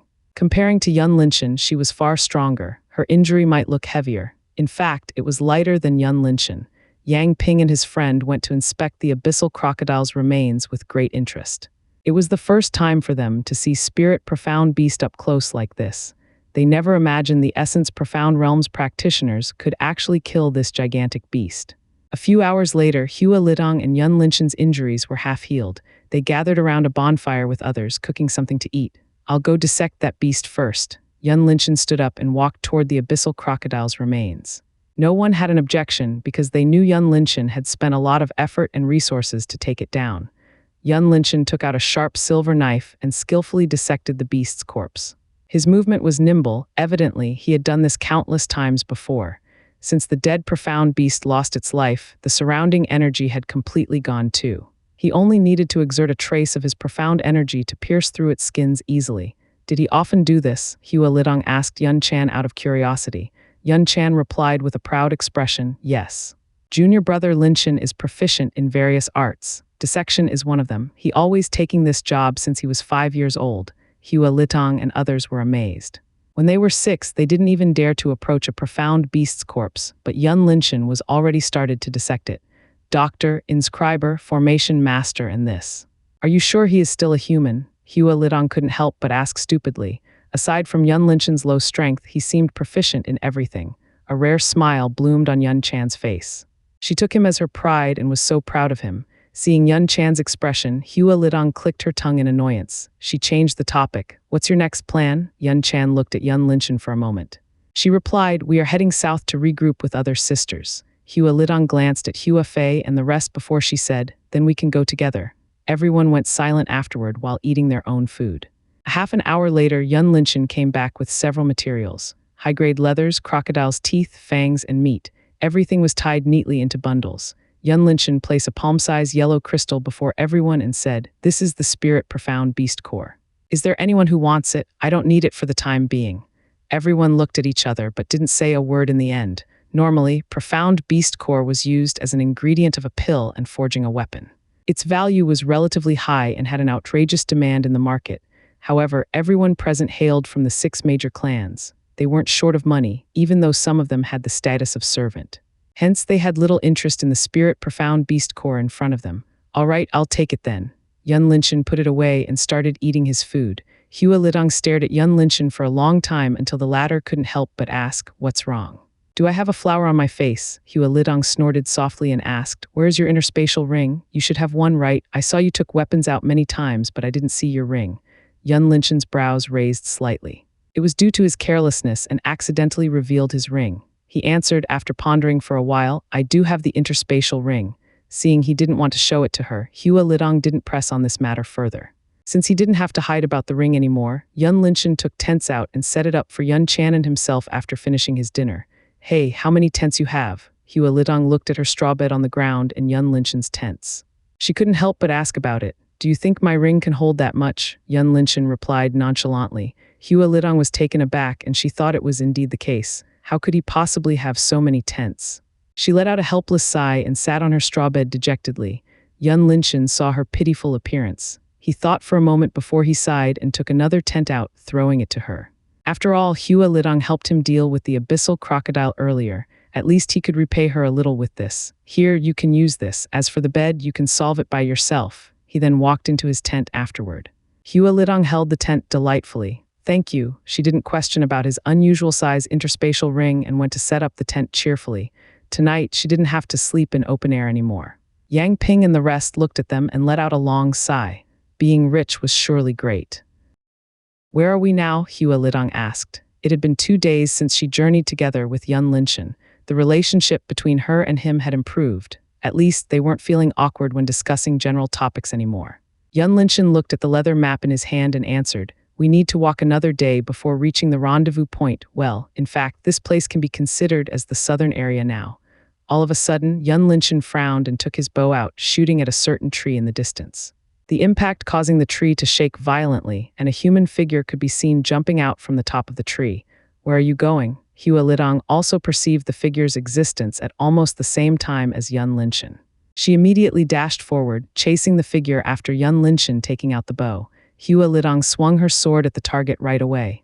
The powerful force pressured the figure to put up a defense in a hurry, but it was too late. Boom! The figure was tossed into the ground by the collision and coughed up blood heavily. A dog from Luo clan. Hua Lidong stared coldly at the man who was lying on the ground. With a spear symbol on the latter's attires, she immediately identified his identity right away. Where's your master? Asked Yun Linshan. He and the rest had arrived before the man. The man didn't reply and secretly gathered power, preparing to make a move. However, before he could do anything, Yun Chan decisively slashed her sword to cut one of his arms with no mercy. Arg, the man screamed in pain while trying to grab the missing arm desperately. Yun Linshan stomped on his chest and asked coldly, "Where is Luo Kun? If you tell me, I promise to give you a quick end." The man struggled for a while before deciding to commit suicide by bursting his profound vein. Seeing this, Yun Linshan shot 3 silver needles to seal the man's profound vein, making him to look at Yun Linshan in horror. "Trust me, I have countless ways to make you speak. I will give you another chance." "Can you tell us now?" Yun Linshan spoke while grinding his foot on the man's chest, causing the latter to scream once again. I'll tell you, young master has already gone to the desert. He left me here to look for all of you." The man hurriedly told everything in one go. "Did you see my sister?" Hua Lidong asked. The man nodded his head quickly. "Yes, she is with him." Yun Linshan frowned slightly. "Wait. You said he told you to look for us here. How are you going to tell him?" He found this matter strange. Why would Luo Kun has to leave his lackey here for no reason? After all, the transmission jade was useless in this mythical realm. Unless Luo Kun had a way to contact his people. The man swallowed saliva, appearing hesitant. When Yun Linshan lifted his foot up, the man hastily said, "We have a secret way to contact each other." He then took a small black jade out of his sleeve and showed it to everyone. Yun Linshan retrieved the black jade and studied it carefully. A while later, he asked, "Where did he get it from? Do you know about this?" The man shook his head. "I don't know." Yun Linshan pondered for a moment before he said, "All right. Since you are obedient, I will give you a painless end." He then shot out another silver needle at the man's glabella to seal his soul gate and thrust his iron spear on his heart, sending him to hell. His movement was fast and neat, causing everyone except Yun Chan to be surprised. In their eyes, Yun Linshan didn't even have the slightest emotion while killing people, as if he had done this countless times. "Let's go. We find my senior sisters first, and we will go after Luo Kun right away." Yun Linshan put the black jade away and said to the rest. Everyone resumed their journey shortly afterward.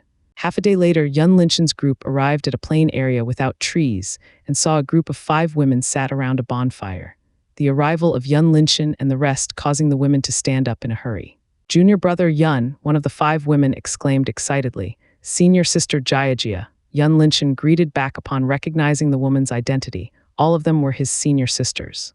Yun Chan went to greet her fellow sisters with a smile, while Yun Linshan looking around, thinking of something. "My people are probably going with Wanru," Hua Lidong said dejectedly. She was worried about her sister and couldn't wait to go to the desert area right away. "It's dark now, we should rest first," Yun Linshan suggested. Although he knew Hua Lidong couldn't wait any longer, he wanted to study the black jade first.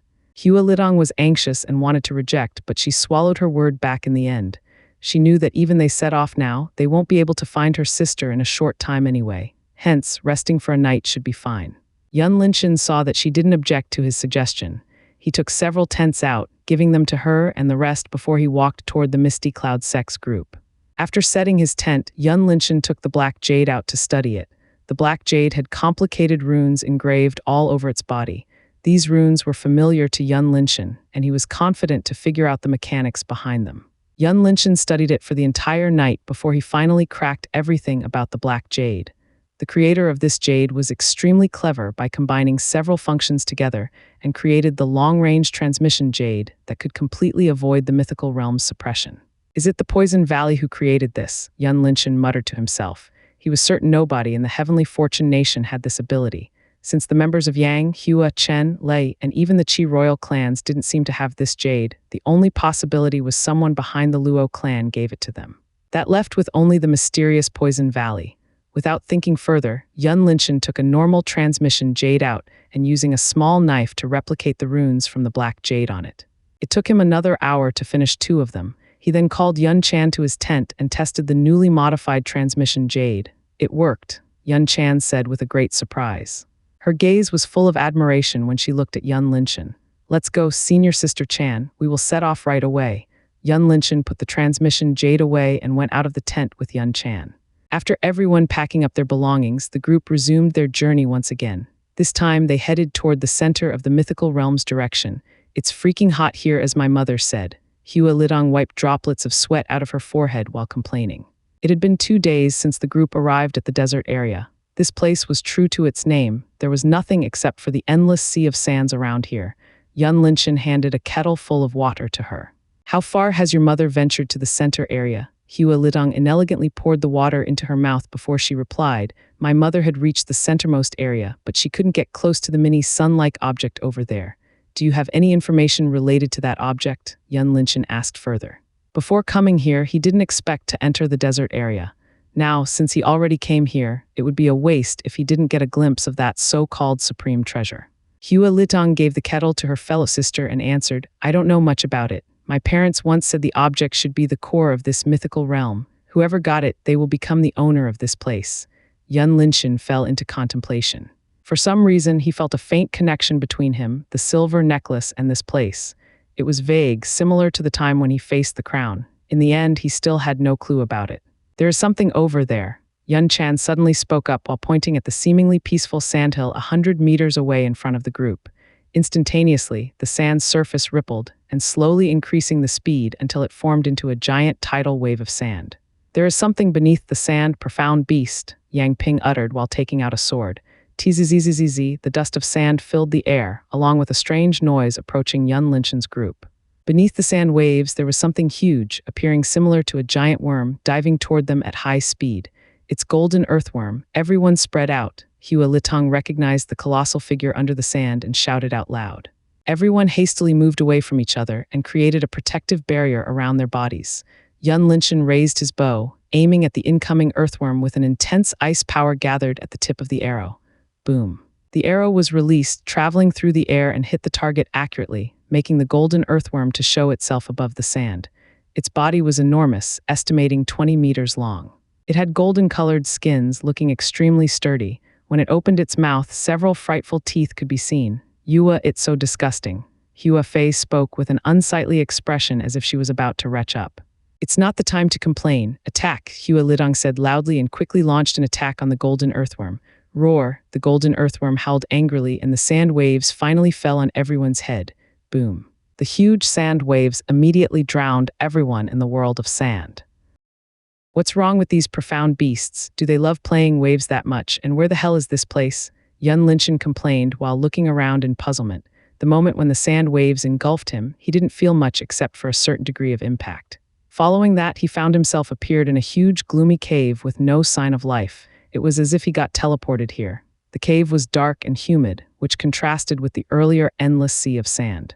Yun Linshan made a simple torch, trying to survey the vicinity. The cave's walls were made of solid stone, including the floor. There were 2 tunnels in front of him, and behind him was a dead end. Senior Sister Chan, can you hear me? Sister Hua, Yang Ping, Yun Linshan said to the modified transmission jade. In the past 2 days, he had modified everyone's transmission jade and connected them together. A moment later, Yun Chan was the first to respond. Junior brother Yun, where are you? Yun Linshan asked. I'm currently standing in the cave alone. Are you the same? Yes, but our sisters are here with me, Yun Chan replied. Yun Linshan was stunned and smiled bitterly while thinking, how the hell I am here alone. He sighed and said to the transmission jade, be careful, Senior Sister Chan. I think we may see each other soon. You have to be careful too, Yun Chan replied back concernedly. Yun Linshan put the transmission jade away, looking at the tunnels before him while pondering. The old saying, left side is lucky. Let's choose the left tunnel then. Yun Linshan strode into the left tunnel cautiously. Along the way, Yun Linshan carefully examined the wall and determined there shouldn't be any visitor here before him. The profound energy here was denser compared to the desert area earlier. This made Yun Linshan started to think this place might be the actual core secret of this mythical realm. According to the typical novels, when the protagonist went to the secret realm and accidentally stumbled into an unknown place, there was a high chance that the place hiding a godly treasure or a super inheritance of a random mighty old man. Thinking of this, Yun Linshan became ecstatic and looked forward to unraveling the secret of this place. Buzz, the transmission jade in Yun Linshan's sleeve suddenly vibrated. He quickly picked it up and heard Hua Lidong's voice. Yun Linshan, are you in the cave as well? Yes. I think everyone has been transported here, Yun Linshan replied while swinging the torch to get a clear vision ahead. I found an underground river here. I'm not sure which way I should go. Any idea? Hua Lidong asked from the other side. It's simple. If you wanted to get out of here, just follow the river's flow. If you wanted to figure out the origin of this place, you can try to walk upstream, Yun Linshan answered. Fine, I will walk upstream. Take care, Hua Lidong said and hung up the connection. Yun Linshan put away the transmission jade and resumed his journey again. He walked for a very long time, but he never encountered anything aside from tunnels after tunnels. Every time he met more than a tunnel, he would choose one randomly and go in. He also used the iron spear to poke here and there from time to time in case there was a hidden passage behind the wall. but he didn't find any of it. An hour later, Yun Linshan arrived at an intersection with a small open space and decided to take a break here as his stomach protested a little. Profound practitioners below the origin profound realm would still need to eat to maintain their physical strength. Yun Linshan was worried because his senior sisters didn't have an interspatial ring, and this ghostly place didn't have any creature or any edible plant. He could only pray that he would meet them soon within a week. Yun Linshan put several torches around the place, setting up a simple fireplace, and took out a pan and ingredients. Every time he made food by himself, he would occasionally think back to the time he was on Earth. Another hobby he loved to do besides reading a novel was cooking. His culinary skill could be considered as a professional chef in a 3-star hotel. He skillfully cut a portion of beefsteak, seasoning with salt and pepper, and seared on the hot oil. After the steak was browned, he smashed garlic and threw them into the pan along with butter and herbs. For the past 16 years, he had introduced Earth's delicacies to everyone in the Misty Cloud sect.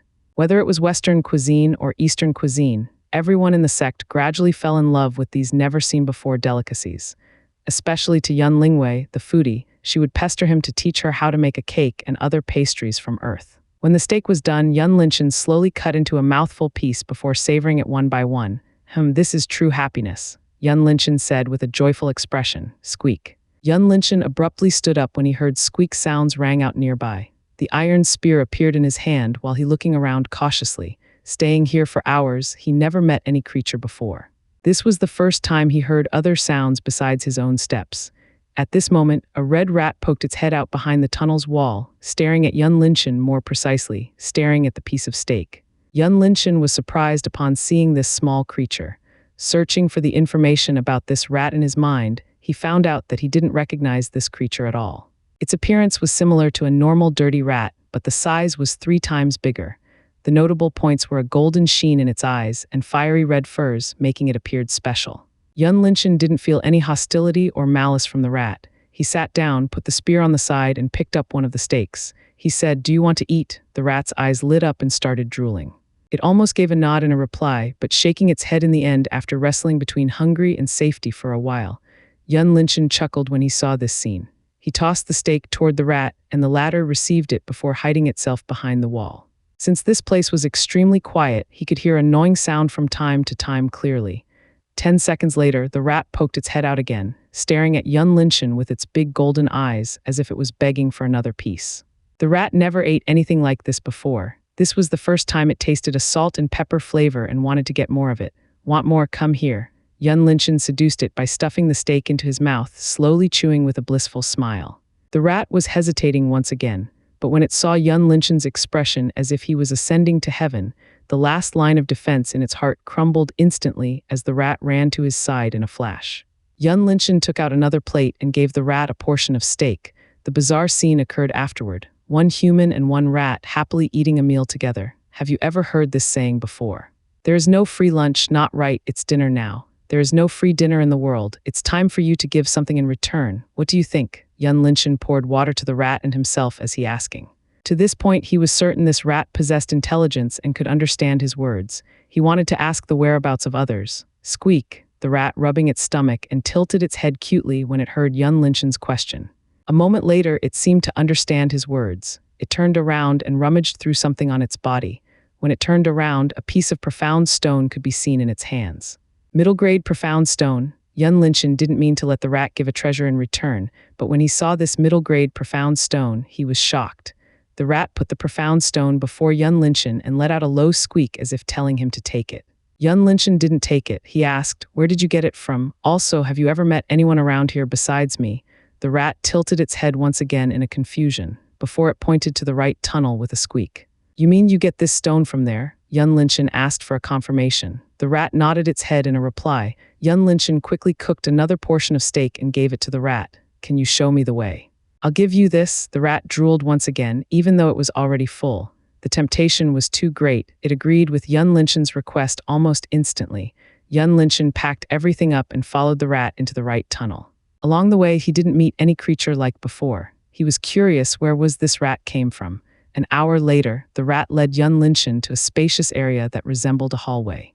On the floor laid smooth marbles, different from other places he had been before. The wall was made of solid stone, and there were countless strange runes engraved all over the place. Yun Linshan cast his gaze to the center of the hallway and saw a huge human-shaped statue built by limestones, and it was coated by something to protect the statue from aging. The statue was a man wearing exquisite armor and holding a long sword in his hand. His facial features couldn't be seen clearly as it was destroyed by something. Yun Linshan turned to the rat. "Is this the place?" The rat pointed its small finger at the foot of the statue. Yun Linshan didn't see anything special in that area. While he was confusing, the rat ran to the statue and tapped on the statue's foot.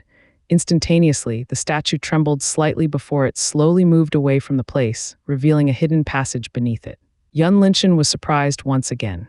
This time, he was even more curious about the identity of this rat and why was he so lucky to meet it. Is this the legendary protagonist's unreasonable luck? Wait, did I become a protagonist now?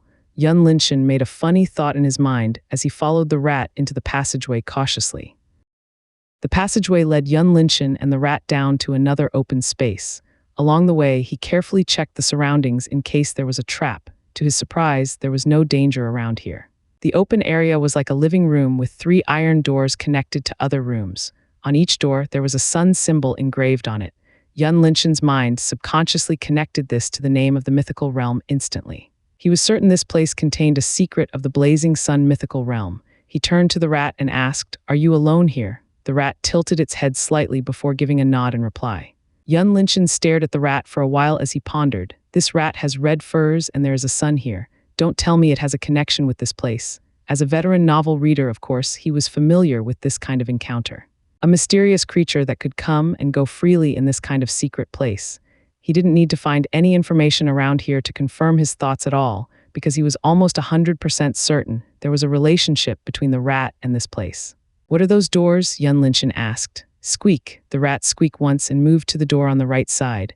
With a tap, the iron door automatically opened and the rat quickly walked into the room, followed by Yun Linshan. Even though he had already expected this, Yun Linshan was still shocked by the scene in front of him. This was a 100-square-meter room made of exquisite marbles.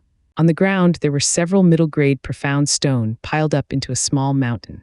There were also many unknown treasures lying quietly on the shelves nearby the walls.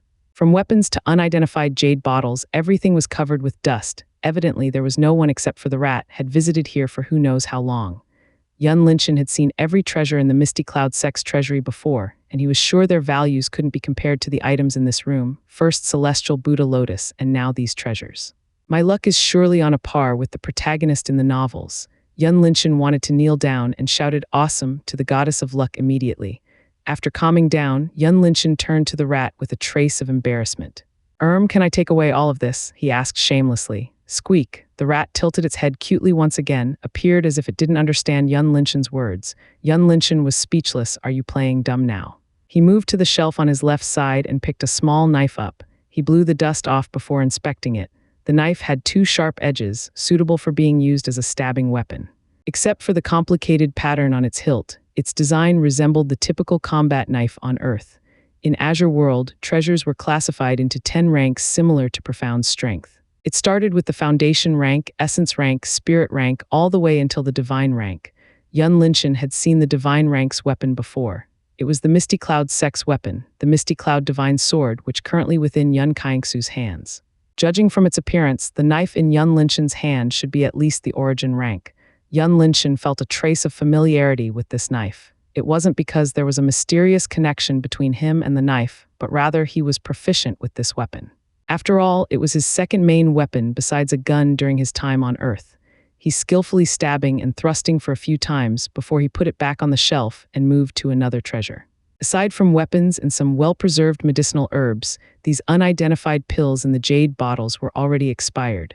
Yun Linshan spent more than an hour checking on these treasures, and he finally couldn't help but ask the rat once again.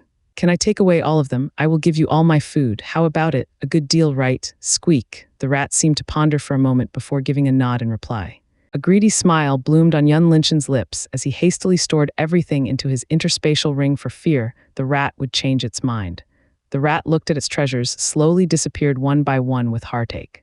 However, when it thinking of the stake earlier, all the rationale was thrown away instantly. Yun Linshan patted the dust off his hands and turned to the rat. "Are there any other treasures? Why don't you bring me to see it?" The rat rolled its eyes at this greedy bastard. It somehow began to regret it. Yun Linshan laughed slightly. He felt like he was an adult trying to cheat for something from a 5-year-old kid. Nevertheless, he didn't feel guilty at all. These treasures might be found by others one day anyway. Why should he leave them for others? He took out a portion of jerky and handed it to the rat. Yun Linshan felt that he needed to encourage the rat a bit. This encouragement was obviously worked as the rat's eyes lit up and snatched the jerky from his hand in a flash. How about it? You can have all my food right away if you bring me to see the other 2 rooms. Yun Linshan seduced the rat with a greedy grin. Squeak! The rat responded almost instantly and ran out of the room with the jerky on its back, heading toward the opposite door. Yun Linshan almost couldn't hold his laughter while following the rat into the room. Upon arriving at the room, Yun Linshan frowned slightly because this room was clearly a bedroom. It was decorated with a simple bed that was covered with dust and a small wooden desk and a chair on the side. The rat looked at Yun Linshan with its big eyes as if it told him, "I already brought you here. Now quickly take your food out." Yun Linshan was amused by its adorable appearance. This time, he gave the rat a big chunk of jerky without hesitation. While the rat was busy exploring the food, Yun Linshan went to the desk and picked a worn-out book up. He brushed the dust off and opened the first page.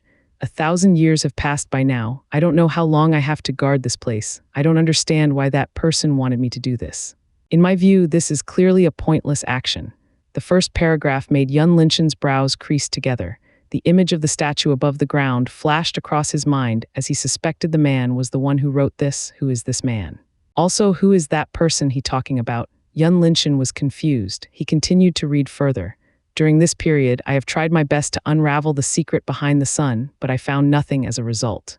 Alas, apparently it is true as that person said, only he could control it. I don't know how long I have to wait until he appeared here. The more Yun Linshan read, the more confused he became. Yun Linshan continued to read further, but he didn't find anything useful besides the writer's lament. This was nothing different from Yun Linshan's ranting diary. He flipped through page after page until he reached the last page. Yun Linshan saw a piece of interesting information at the bottom of the page. My lifespan is about to reach the end tonight. I never thought one day the famous blazing sun monarch would die like this. Do I have any regret? The answer is probably yes. Even though I have to stay here for thousands of years, I don't complain about it. Reading to this point, Yun Linshan rolled his eyes. Don't complain. All I see is your complaint on every page. You still have the face to say you don't complain about it. He thought and continued to read further. My only regret is I won't have a chance to see that person's face again. Ha ha ha, Yan Chi, you are such a sore loser. You are the blazing sun monarch, but you are willing to follow that person's unreasonable request. What are you thinking about back then? You are stupid enough to die because of that person. What a tragic end for you. The diary ended here.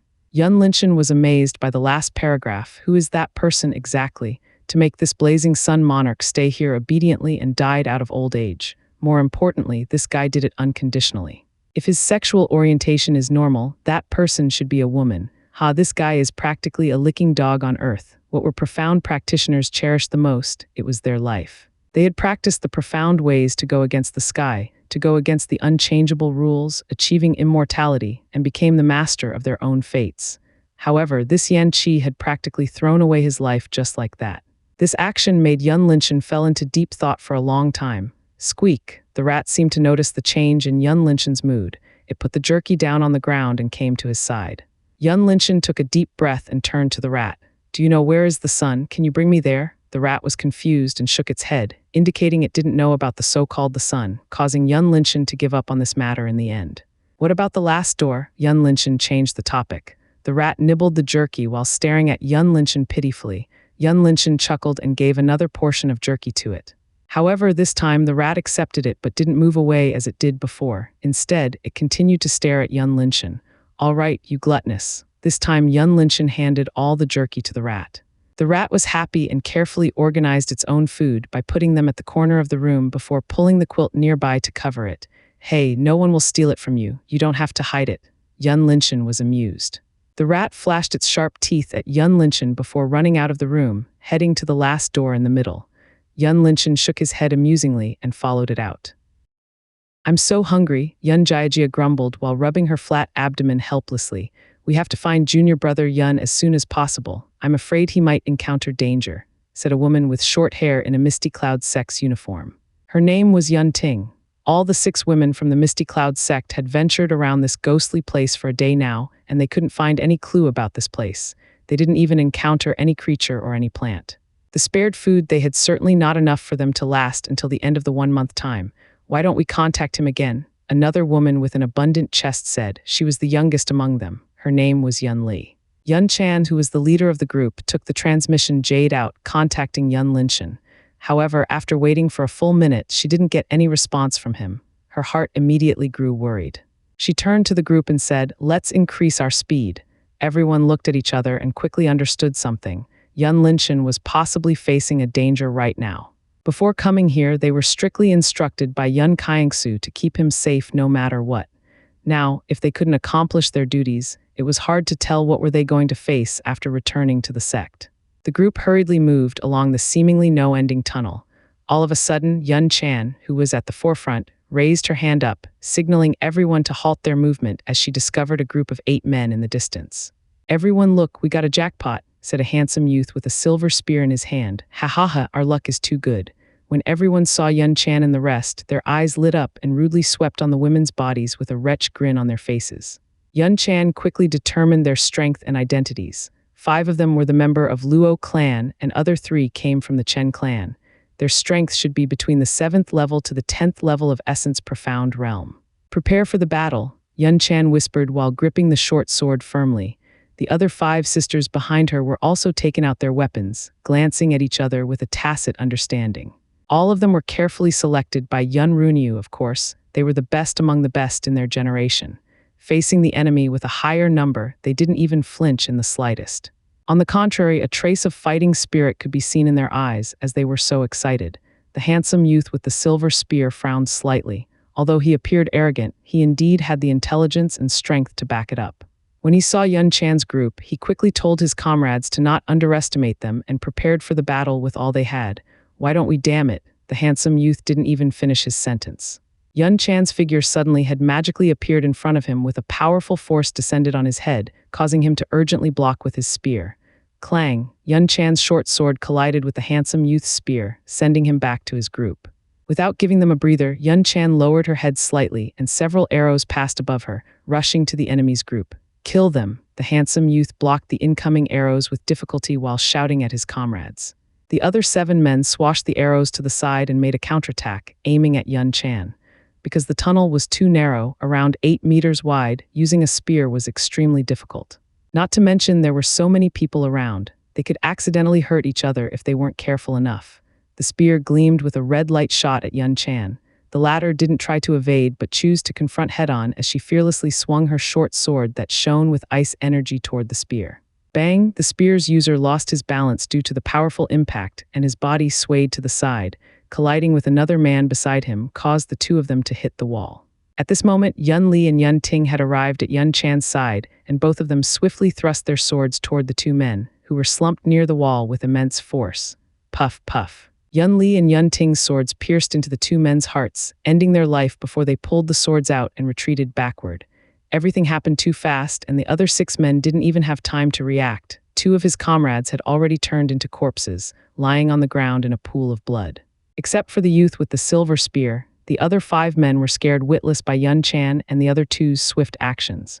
This was the first time they witnessed the famous Misty Cloud steps and were hardly put up any resistance in time. "Idiot, standing in a daze for what?" the silver spear youth yelled. His profound energy was released to the maximum. All the muscles in his body expanded and his bones crackled. He immediately charged toward Yun Chan with shocking speed. In half a second, he had already arrived in front of Yun Chan. Then suddenly, the silver spear in his hand bent down slightly before thrusting at Yun Chan along with a powerful force. Yun Chan was obviously prepared for this. She conjured a protective barrier beforehand and also swung her sword to parry the incoming attack. However, the silver spear had somehow penetrated the barrier with no problem before hitting Yun Chan's left shoulder. Blood spurted out of Yun Chan's shoulder, causing the bones around that area to break. The moment she saw the spear bypass her barrier, she instinctively tilted her body to the side in time. Otherwise, the spear would definitely pierce her head. "Sister Chan," Yun Ting shouted in fright, but she didn't lose her mind as she sent the silver spear youth away before helping Yun Chan up. "I'm fine, go." Yun Chan held her left shoulder and said coldly. Instantaneously, the other 3 women behind her charged toward the enemy in a flash, and the battle became intense instantly. With the lead of the silver spear youth, the group of men slowly overwhelming Yun Chan's group. In the next moment, Yun Jiajia was stabbed in her abdomen as she flew backward and fell on the ground weakly. "Haha, we got this." A man retracted his spear and laughed wildly after successfully wounded Yun Jiajia. His laughter was akin to a potent drug, injecting into the other men's blood vessels. Their confidence soared into the sky and completely overwhelmed Yun Chan's group with strong momentum. "Why don't you give up, Fairy Yun?" the silver spear youth said with a triumphant smile. The reason why he could penetrate Yun Chan's barrier was because of the silver spear in his hand. It was a spirit rank weapon, silver flash spear. This spear had its own unique ability that could bypass an energy barrier below the spirit profound realms level. That said, there was no protective barrier within the essence profound realms level able to withstand it. Yun Chan's left arm hanging down powerlessly as she lost the ability to move it. She glanced at her sisters, who fought with their life on the line briefly before her eyes turned resolute. With a solemn face, she stomped on the ground and let out a low cry. A droplet symbol emerged between her brows, glowing in a deep blue light. "No, Sister Chan." Seeing this scene, Yun Li cried out loud while desperately blocking her opponent's attacks. "Take care of junior brother Yun," Yun Chan said softly. Her eyes slowly turned into blue color along with hazy mist coming out of her body. She had activated the Misty Cloud Sect's forbidden art, the Final Haze. After activating this forbidden art, the user's strength would soar to the next realm in a short time. In Yun Chan's case, it allowed her to possess strength at the 10th level of the Spirit Profound realm. However, her profound vein would be completely destroyed after the effect had worn out. A bad feeling appeared in the silver spear youth's heart while looking at Yun Chan's aura continued to rise. He felt something bad was going to happen soon. His expression turned grim as he stomped his feet and activated his profound movement technique once again and charged toward Yun Chan. Blood on Yun Chan's left arm turned froze. Her strange blue eyes fixated on the silver spear youth, who was getting closer. She twisted her wrist slightly, and the short sword in her hand shook with a frightening aura. Her figure flashed toward and reappeared before the silver spear youth like a ghost. No, before the silver spear youth could say anything, his head instantly flew into the air while his silver spear pierced through Yun Chan's abdomen. A strong aura burst out of Yun Li's body and she sent her opponent flew away. She hurriedly rushed to Yun Chan's side and called her. "Sister Chan." Yun Chan coughed up blood heavily, and the blue glow in her eyes hadn't dissipated yet. She ignored Yun Li and gazed at the remaining enemies. With another flash, her figure appeared before the nearby man and finished him off with a single slash. This scene kept replaying time after time until there was no enemy left but 8 corpses scattered on the ground. Thud, Yun Chan's body powerlessly fell on the ground after finishing off all the opponents. The blue light in her eyes gradually faded away as her eyes appeared unfocused. There was even an ounce of profound energy left in her body. She had wholly become an ordinary mortal. Sister Chan, Yun Li and the rest arrived at Yun Chan's side, trying to pull her body up. Yun Li quickly fed Yun Chan a healing pill and ran her energy to help the latter digest it. "Hang on, Sister Chan," Yun Jiajia said while choking on tears. At this moment, she had completely forgotten the fatal wound on her abdomen. Yun Chan's lips moved slightly, trying to speak a word, but she couldn't. Her unfocused eyes gazed at Yun Li as she tried her best to convey something. "You'll be fine, Sister Chan. Save it and tell junior brother Yun by yourself." Yun Li cut her off. She didn't want to hear a word from Yun Chan for fearing it might be the last word. "That's right, Sister Chan. He definitely has a way to help you." Yun Ting chimed, "Pack, pack, pack." What an emotional scene. All of a sudden, clapping sounds rang out from the other end of the tunnel, along with a man's silhouette slowly approached Yun Chan's group. Yun Ting turned to look at the newcomer, and her body went cold instantly. She uttered, "Luo Kun." The expressions of Yun Ting and the rest turned unsightly upon seeing Luo Kun slowly walking toward them. If they weren't got any injury, they were confident in fighting with Luo Kun. However, with their current condition, they had no way to fight him. This was the worst situation they would wish for. Where is your young master? Where did he go?" said Luo Kun with his hands behind his back, appearing aloof. "Bring Sister Chan away, I'll block him."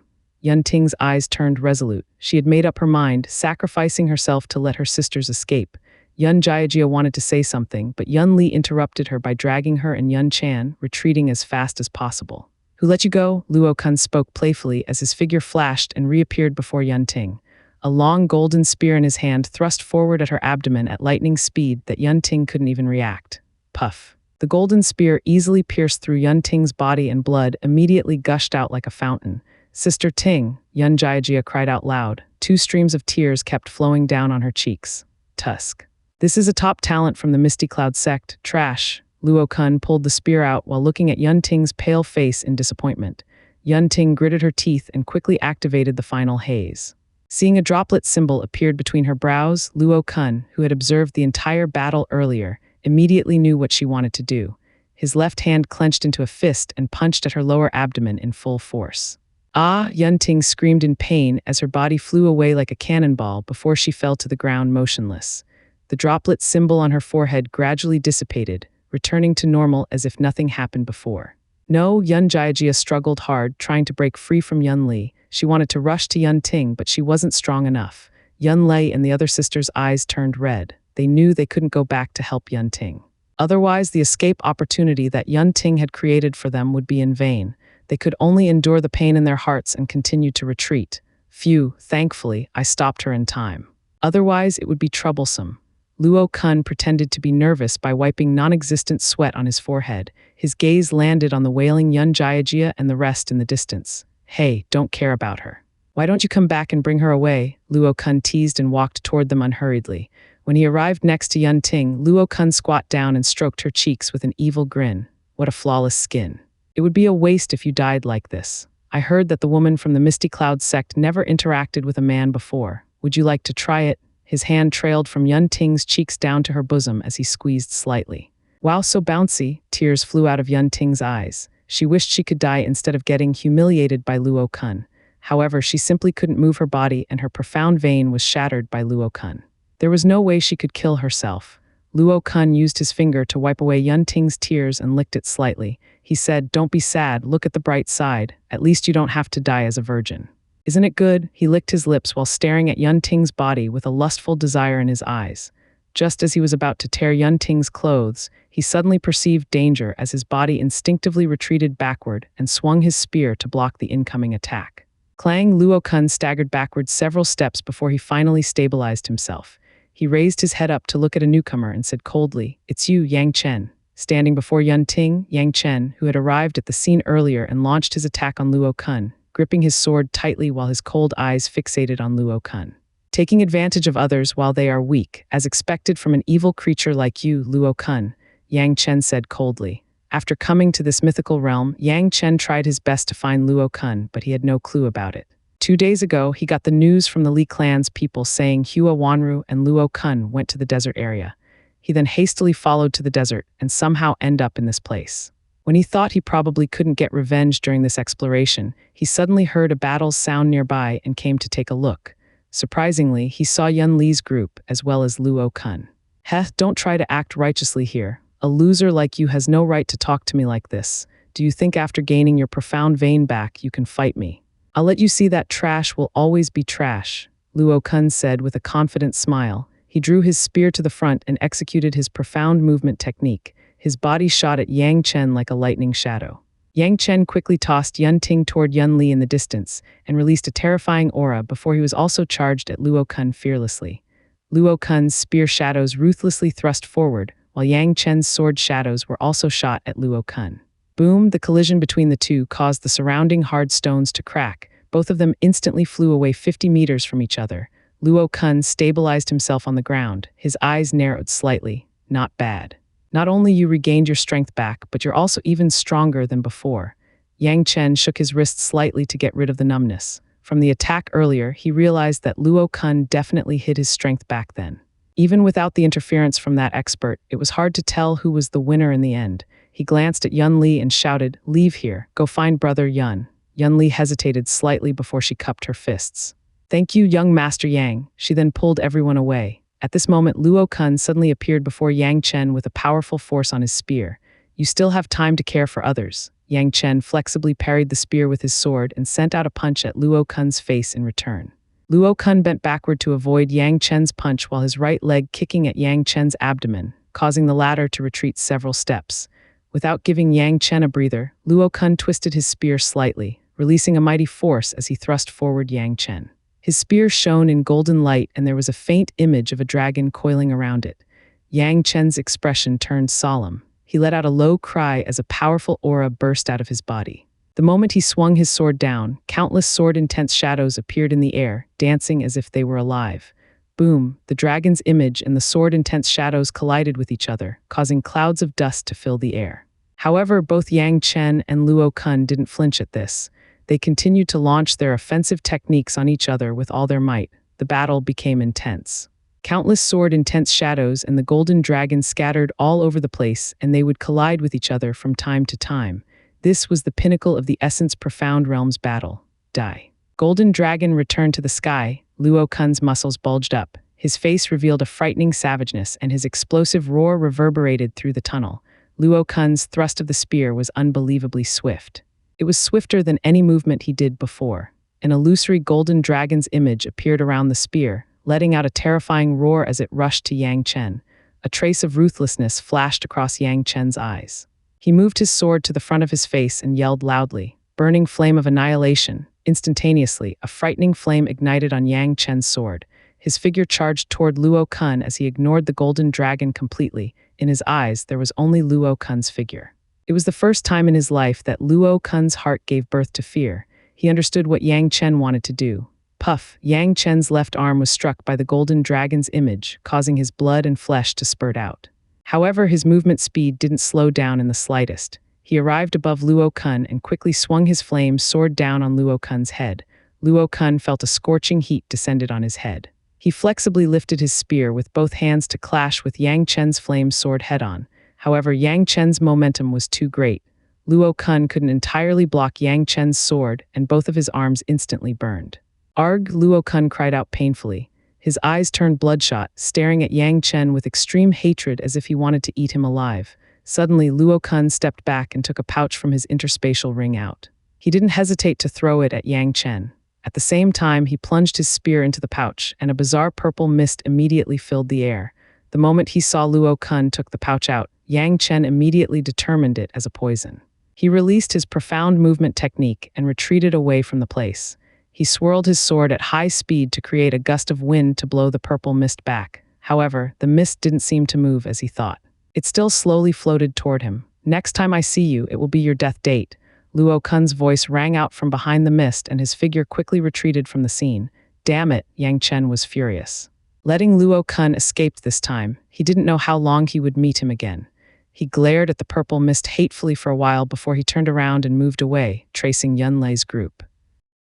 "The water's temperature is rising again," Hua Lidong murmured to herself while staring at a boiling river before her.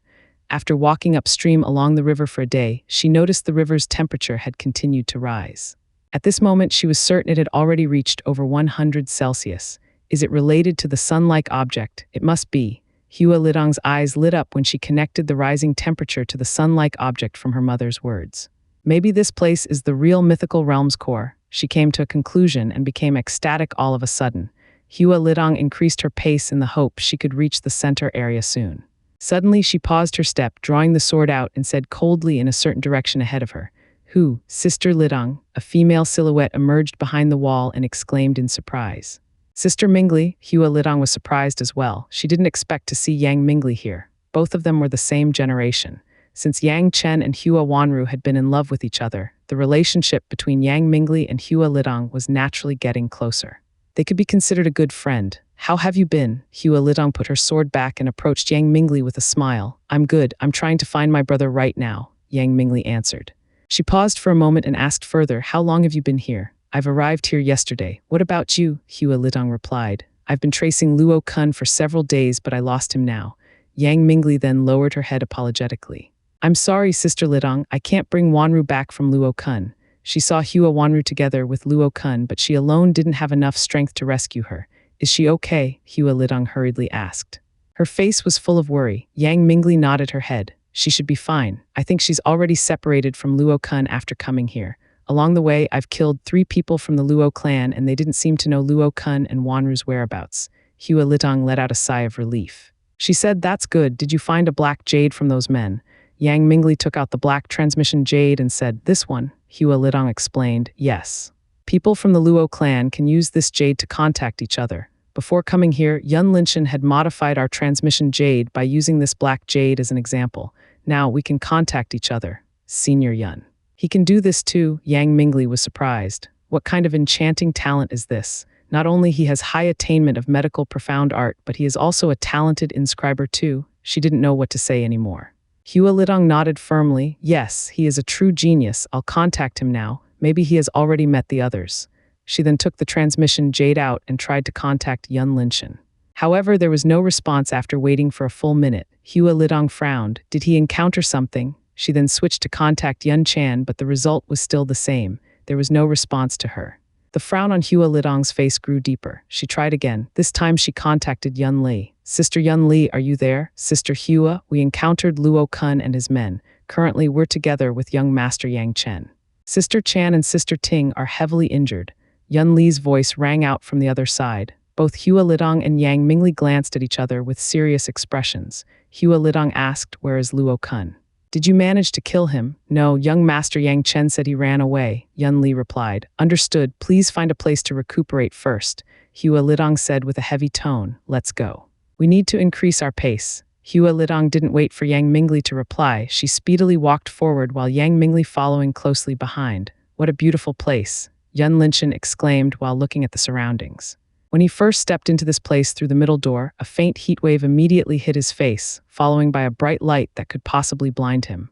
However, when the mysterious rat raised its hands slightly, everything had disappeared instantly, and an artistically designed hall appeared in Yun Linshan's vision. The hall was spacious, estimating 300 square meters. The marble wall was painted in crimson color, and there were lifelike fire patterns all over the place. The first thing that attracted Yun Linshan the most was a crimson throne at the center of the hall. He could somehow feel an imposing aura kept emanating from it. Compared to Misty Cloud's throne, this crimson throne was bigger and had a better design. The moment Yun Linshan raised his head to look at the triangular ceiling, he was taken aback upon seeing a red-colored orb floating above the transparent roof, giving off heat waves from time to time. Is this the so-called the sun? Yun Linshan muttered with a frown. Now he firmly believed this place was the center of the mythical realm. He turned to the rat. Didn't you just say you don't know about this? The rat tilted its head slightly before shrugging its shoulders innocently. Oh, you know how to act innocent now? Yun Linshan laughed slightly. He felt this rat was too adorable. He asked further, then do you know Blazing Sun Monarch? He asked this because he thought this rat should have a connection with Blazing Sun Monarch in a way. Otherwise, how could it open the door easily? The rat seemed to ponder for a moment before it shook its head, and then raised its tiny hand toward Yun Linshan. Yun Linshan was speechless. He helplessly took several portions of beef out and gave it to the rat. Here you go, do you want me to cook it for you? The rat hesitated for a while before nodding in the end. Yun Linshan found a suitable place to set up a simple fireplace and started to cook. During this period, he kept his eyes on the sun from time to find a clue about it. From the Blazing Sun Monarch's ranting diary, the sun was left behind by that person and was guarded by Blazing Sun Monarch, waiting for the he to arrive in this place. Yun Linshan wasn't delusional enough to think he was the chosen one. After all, he didn't even have any cheat device until now. Although the silver necklace on his neck might be the cheat device he was hoping for, he didn't think it was related to the sun.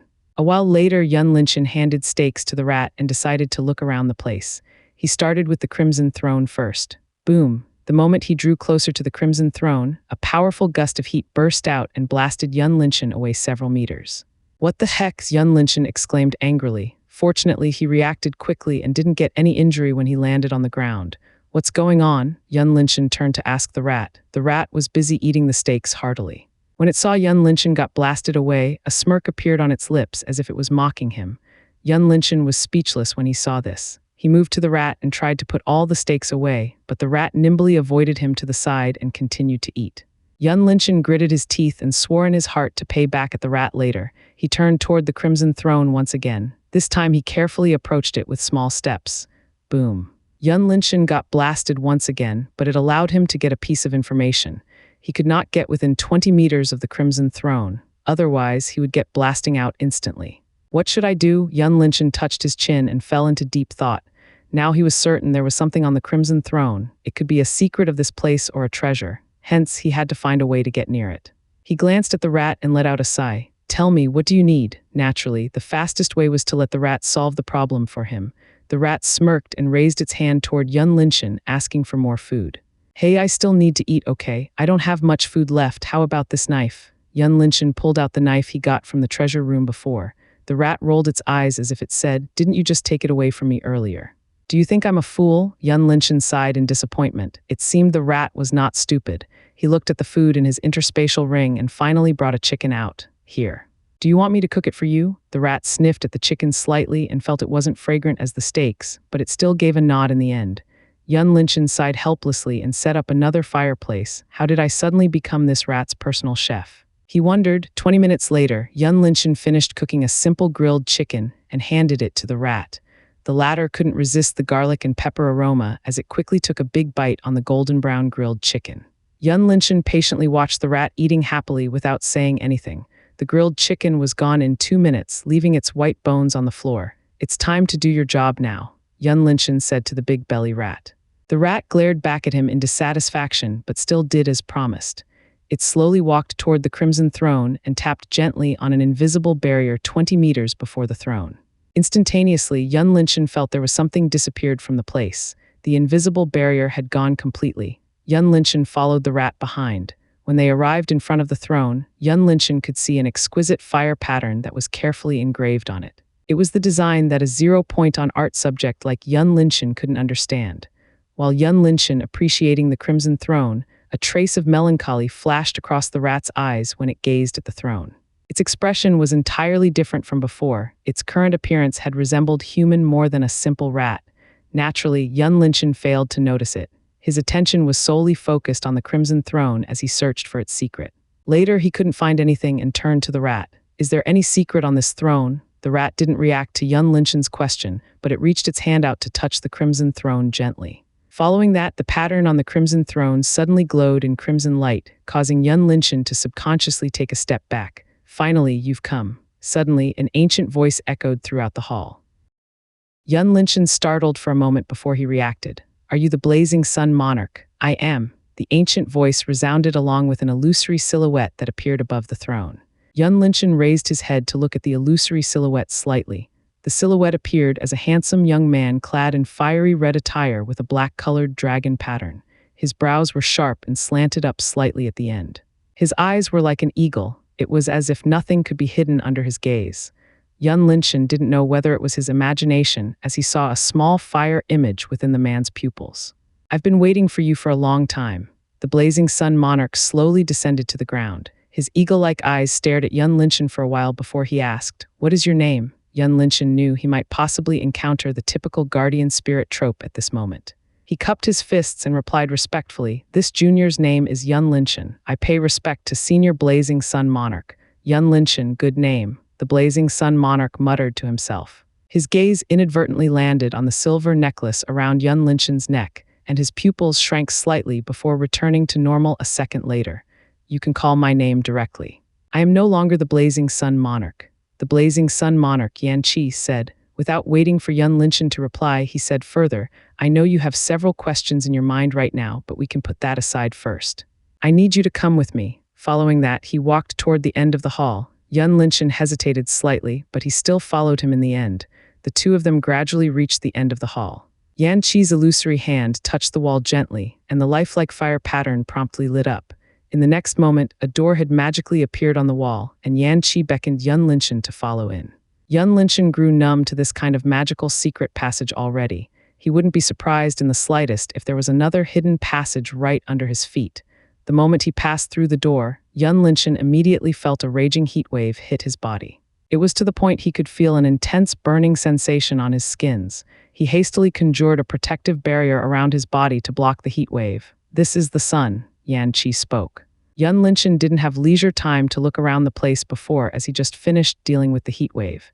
He cast his gaze to the center of the room and saw an adult human-sized sun-like orb floating in the air.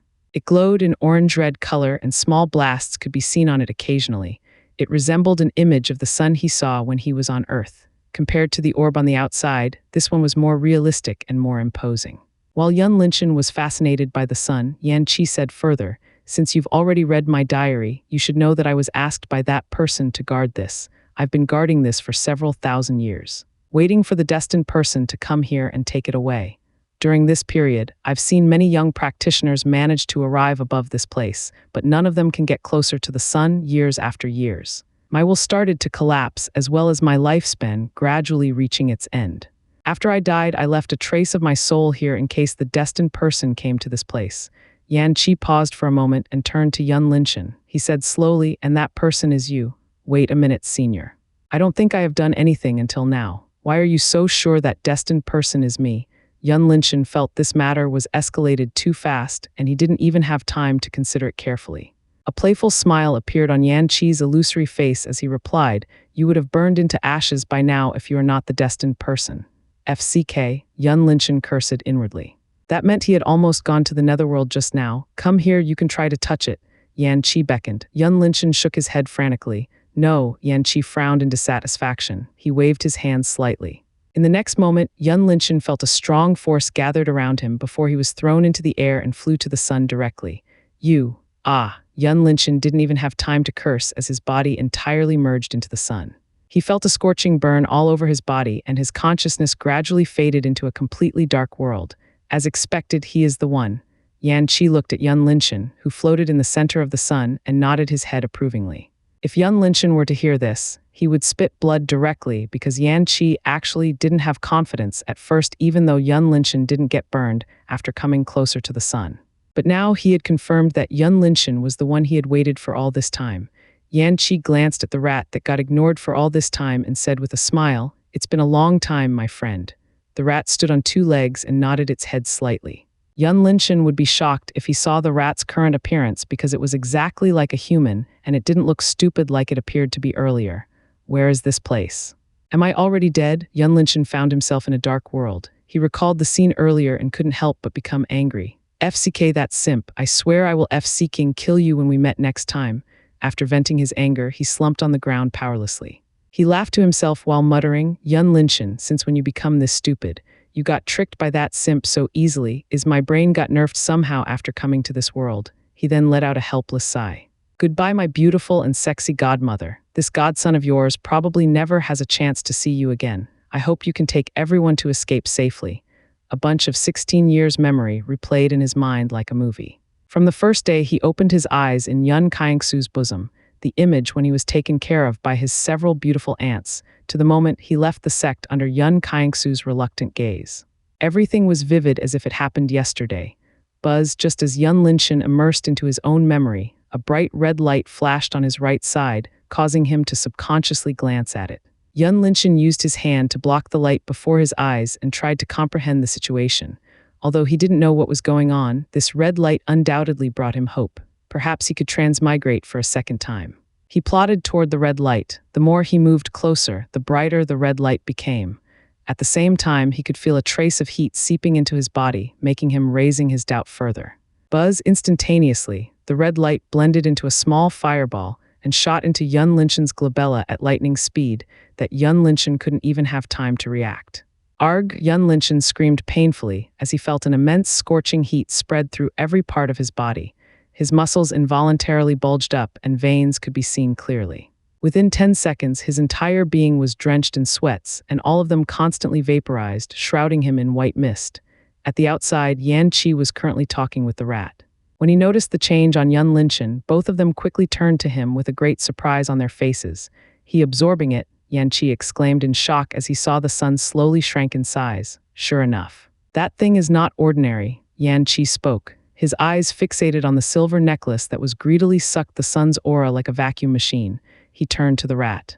Did you bring him here because of that necklace? The rat gave a nod to confirm Xianxia's statement. When the rat first saw Yun Linshan, its sharp eyes immediately noticed the silver necklace on his neck. Even though it was hidden beneath his clothes, it couldn't escape the rat's keen sight. The rat's intuition told it this necklace was not an ordinary object. It could be something that even surpassed the sun. Hence, the rat decided to bring him here in case he was the one that Xianxia had waited for. Coincidentally, Yun Linshan turned out to be one. You did a good job. I can rest in peace now. Xianxia gave a thumb up to the rat, but the latter looked at him with a sad expression. Seeing this, Xianxia laughed slightly. Why don't you go out with this young man after this? After all, this mythical realm will cease to exist when he completely took the sun away. The rat shook its head stubbornly with a firm determination filled its eyes. Xianxia fell into silence for a while. He sighed. Little flame, you still have several years left. Why are you insisting to accompany a dead man like me? I've wronged you before by bringing you here, and I always feel guilty about it until now. Listen to me, you should leave this place with him. Look at his pitiful strength. Don't you feel he needs someone to protect him? Also, he didn't treat you badly, isn't he? Squeak. The rat, Little Flame, appeared hesitant, but it still shook its head in the end with a loud squeak. Yan Qi stared at Little Flame for a long time before he let out a long sigh and stopped trying to persuade it. He turned to Yun Linchen, who had already absorbed half of the sun, and stayed silent. All of a sudden, Yan Qi's brows raised slightly. He said with a smile, "We have newcomers." Little Flame tilted its head slightly and looked back at the entrance with a thoughtful expression. "This should be the place," Hua Lidong said as she looked at the blazing sun monarch statue at the center of the hallway. "The trace ended here. Where did that person go?" Yang Mingli looked at the ground and didn't find any trace. Earlier, they arrived at the intersection area and found a trace of a fireplace. They had followed the trace of the footprints and arrived here afterward. There should be some clues around here. "Let's search for it," Hua Lidong suggested and walked to the statue, carefully examining it. Meanwhile, Yang Mingli looked around the wall and occasionally poked it, trying to find a hidden mechanism. "Isn't that young Miss Hua Lidong?" Young Miss Yang Mingli is also here as well. All of a sudden, a male voice sounded from the entrance of the hallway, causing Hua Lidong and Yang Mingli to turn around quickly. "So it's young Master Jai." Hua Lidong calmed herself down after recognizing the newcomer's identity. He was no other than the young master of the sword profound sect, Jai Cheng. On Jai Cheng's side, Qi Tian'er stood gracefully, appearing unconcerned when she saw Hua Lidong and Yang Mingli. Jai Cheng replied with an elegant smile, "Did you two just arrive here?" Hua Lidong and Yang Mingli replied with a slight nod. Yang Mingli turned to Qi Tian'er, "Greetings, second princess." Qi Tian'er only gave a light hum in reply with little interest, her eyes glued on the statue at the center of the hallway, just as Jai Cheng was about to say something.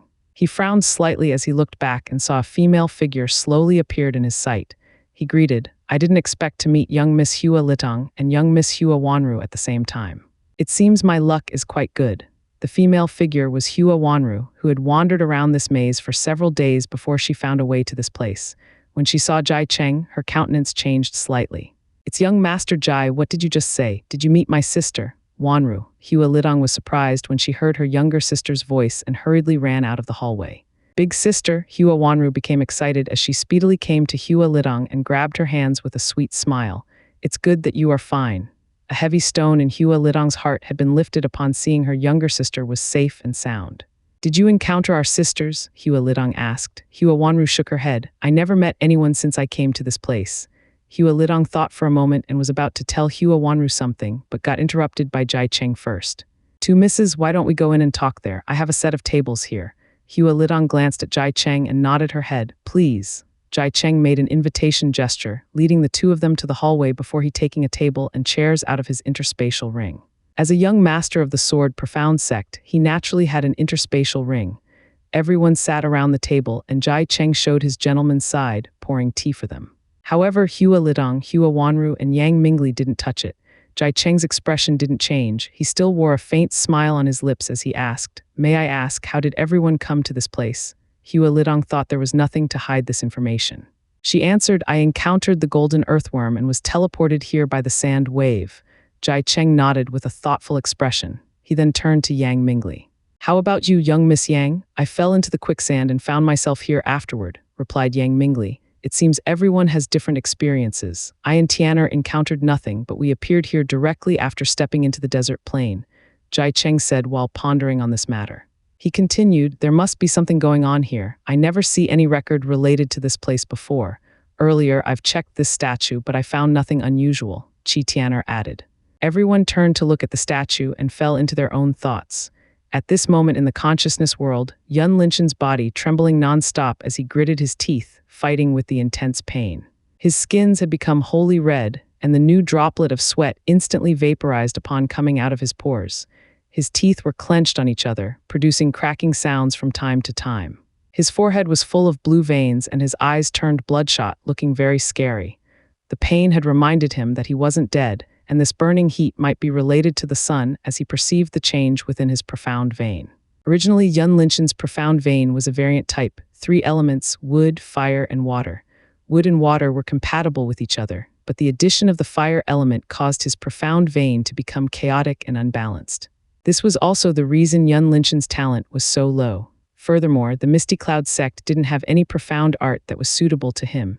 Even if he tried to practice the Misty Cloud profound art, he would never reach a high level. However, at present, Yun Linshan could feel his control over the fire element had gone through an earth-shattering transformation. The chaos within his profound veins slowly disappeared bit by bit. He didn't feel any conflict between the wood, water, and fire elements anymore. I have to endure it. This is definitely my first plot armor. Thinking of this, Yun Linshan became ecstatic as he started to imagine a beautiful life after getting this cheat ability. This change had brought him hope and gave birth to determined ambition. With the ability to fully control the fire element, becoming a fire emperor won't be a dream anymore. Hour after hour, Yun Linshan had already lost track of time. The intense pain had gradually decreased as time went by, and his body could perfectly adapt to it by now. A moment later, the burning sensation within his body had completely dissipated. His eyes snapped open and found himself stood naked on the ground while Yan Qi and Little Flame looking at him with a strange look on their faces. Not bad, you've fully taken over the sun. Yan Qi broke the silence and nodded his head approvingly. With this, his thousands of years' duty had finally come to an end. I jumped to the 8th level. Yun Linshan clenched his fists, trying to measure his new strength. He discovered his profound strength had jumped from the 5th level to the 8th level of Essence Profound Realm. Moreover, his profound vein had turned into crimson-red color. It certainly had something to do with the ability to control the fire element. I know you're exciting right now, but can you put the clothes on first? Yan Qi was uncomfortable seeing a naked man. Although he was old, it didn't mean he could ignore it. What more, this boy's certain part was abnormally big, unlike the size of a 16-year-old boy at all. This made him fluster when he thought of himself during his youth. If I had this size back then, I wouldn't have been scolded by that beautiful courtesan. Alas, what a shame, Yan Qi lamented in his heart. Yun Linshan glanced down at his body and was taken aback for a second before he swiftly put the clothes on. How long have I been here? Yun Linshan asked. 10 days, Yan Qi answered. 10 days? Oh no, senior sisters. Yun Linshan suddenly thought of his senior sisters and became worried. Yan Qi smiled. Relax, since you've already obtained the sun, this mythical realm naturally belongs to you. However, it is restricted to the condition that you are here. After you leave, this mythical realm will cease to exist. Really? Quickly tell me how to control it. I want to know my senior sister's whereabouts. Yun Linshan completely ignored the latter part and asked Yan Qi directly. Yan Qi was speechless. He said, "Where has your manner gone to? Don't call me senior anymore. Did you hear that? This mythical realm will vanish forever if you leave here." No sentiment at all, Yun Linshan snorted. Hess, I've already lost all the respect for you since the moment you threw me to the sun already. Don't think that I don't know you are actually not confident whether I am the right person. Yan Qi was shocked. How did you know? Yun Linshan rolled his eyes. Cut the crap, don't pretend in front of me. Now tell me, how can I locate my senior sister's position? Yan Qi laughed slightly with no shame. Hee, young man, clam down first. Have you ever heard this sentence, hastes make waste? Seeing Yun Linshan was about to curse him, Yan Qi hurriedly said further, you can go to my blazing sun throne and injected a trace of fire element profound energy into it. Yun Linshan ignored Yan Qi and went straight to the crimson throne. He did as Yan Qi said, and the throne suddenly lit up. A moment later, several translucent projections appeared out of thin air before the throne, projecting every single one who is currently resided within the mythical realm. CCTV, Yun Linshan was surprised. This was the first time he encountered this kind of technology in the Azure world. His eyes scanned through the projections one by one until he paused at a group of 6 women and 1 man. When he saw Yun Chan and Yun Ting's miserable appearances, his complexion turned cold instantly. Which bastard did it? Yun Linshan spoke coldly in a low voice. A fierce killing intent exuded from his body, causing Yan Qi and Little Flame to look at each other in amazement. They never expected a 16-year-old boy could produce such a murderous aura, and it made them wonder how many people had died in his hands. Yun Linshan continued to scan through the projections. On one projection, there was a fierce battle between Hua's sisters, Yang Mingli, 3 of his senior sisters, and several people from Sword Profound Sect as well as Scared Flame Sect. Hua Lidong's group was currently overwhelmed by the opponents, and they probably could not hold for any longer. It's above this place, Yun Linshan said to himself. He turned to Yan Qi and asked, is there any trap around here? I know you definitely have one, right? Yan Qi smiled mysteriously. Of course I have. You are certainly shameless, Jai Cheng. Hua Wanru blocked an incoming slash with her sword while staring at Jai Cheng coldly. Jai Cheng made a beautiful somersault and perfectly landed on the ground. He smiled faintly. What do you mean, Fairy Wanru? I haven't done anything disgraceful, have I? Why are you calling me shameless? Put away your hypocrite smile. I want to vomit every time I see it. On the side, Hua Lidong said while slashing at one of the Sword Profound Sect's members and sent him away. Currently, Hua Lidong's group had no way to escape as Jai Cheng's people had blocked the route. No matter how strong she was, Hua Lidong couldn't go against 15 people with only 5 members on her side. She could only pray for her other sisters and Yang clan's people to arrive at this place. "Oh, you guys, don't hurt their faces, understand," a tall, handsome youth with strange red hair said. He wore the sacred flame sect's attire, but it was more extraordinary than other members of his sect around here. He crossed his arms, staring at Hua Lidong's body with a lascivious smile hung on his face. "Understood, young Master Hua," everyone from the sacred flame sect said in unison and burst into waves of laughter afterward. They were familiar with their young master's lustful nature very well. Without a doubt, these women would become young Master Hua's playthings tonight. "Work hard, there will be a share for everyone," Hua encouraged. The confrontation between the Sacred Flame sect and the Misty Cloud sect was imminent. He naturally no need to spare them. As for Hua Lidong, Hua Wanru, and Yang Mingli, they could be counted as a bonus. Jai Cheng glanced at the arrogant Hua with a slight dissatisfaction. He hated this kind of person the most. He thought they were too uncultured and didn't know how to cherish a flower. However, he didn't plan to say anything since they shared the same goal at this moment. Meanwhile, Qi Tian'er appeared as if she didn't care about it. However, if one looked closely, one would see a trace of jealousy in her eyes when she looked at Hua Lidong. She was jealous of Hua Lidong's beautiful face and great figure. She wished she could have this kind of devilish body that could attract every man wherever she goes. Hence, seeing Hua Lidong got beaten was a kind of joy for her. "I will use the final haze," one among the 3 Misty Cloud sect's members said. Her name was Yun Jing. She was one of the strongest members besides Yun Chan and Yun Ting, and she could also use the final haze as well. The other 2 women hurriedly stopped her. "Don't, Sister Jing, we can hang on for a while. I believe our sisters will arrive here soon." Yun Jing struggled for a while and chose to listen to them in the end. Although she was strong, compared to Yun Chan and Yun Ting, her personality was milder and wasn't as decisive as the 2. There was a possibility she couldn't defeat all the opponents before the final haze's effect end, and she would become a burden by then. Therefore, she decided to hold on, enduring a bitter fight further. A petal storm emerged around Hua Lidong's figure. She lunged her sword at a man from the Sacred Flame sect before her, and the petal storm coiled around her sword before shooting straight to the man's heart. The expressions of Jai Cheng and Hua abruptly changed when they saw this scene. It was already too late for them to save the man. The petal storm was akin to a sharp spear, piercing through the man's heart, robbing his life away. Hua Lidong retracted her hand and moved back, avoiding the attacks from other opponents nearby her. "Trash," Hua spatted coldly. He didn't have any sympathy for the dead man and even insulted him. Nevertheless, he didn't move an inch from the place and continued to watch the battle without intention to take action personally. At this moment, a powerful aura burst out from Yang Mingli's body as she swung her sword on the profound sword sex member before her, cutting his head off directly. Jai Cheng's eyes narrowed and a murderous intent emitted from his body. At first, he thought everything was in his grasp and there shouldn't be any casualty among his subordinates. Unexpectedly, Yang Mingli and others were far stronger than them. Jai Cheng drew his sword out, standing still for one breath time before a frightening aura erupted from his sword. His figure traveled a short distance in a split second to the front of Yang Mingli and ruthlessly thrust his sword toward her collarbone. His speed was extremely fast that his sword became several sword shadows. Yang Mingli's expression abruptly changed when she saw Jai Cheng appeared before her in a ghost-like manner, and she was too late to react as she could only hastily flex her sword, attempting to block the incoming attack. Puff. Blood splashed in the air as a fatal wound appeared on Yang Mingli's left collarbone. The sword shadows from Jai Cheng didn't stop only that. They continued to bombard Yang Mingli, forcing her to the corner of the hallway with no way to fight back. Hua Lidong saw this. She quickly pushed her opponent away and vaulted to Jai Cheng, along with a petal storm coiling around her sword. Jai Cheng had always paid attention to Hua Lidong for all this time because she was the only one among the opponents that could harm him. Hence, when Hua Lidong attacked him, he could effortlessly evade her sword and make a counterattack by slashing back at her. Clang, their swords collided with each other, producing a loud noise that reverberated through the hallway. Jai Cheng was forced to take several big steps back while Hua Lidong successfully arrived on Yang Mingli's side. "Are you okay?" Hua Lidong asked concernedly. Yang Mingli's current state was miserable to the extreme.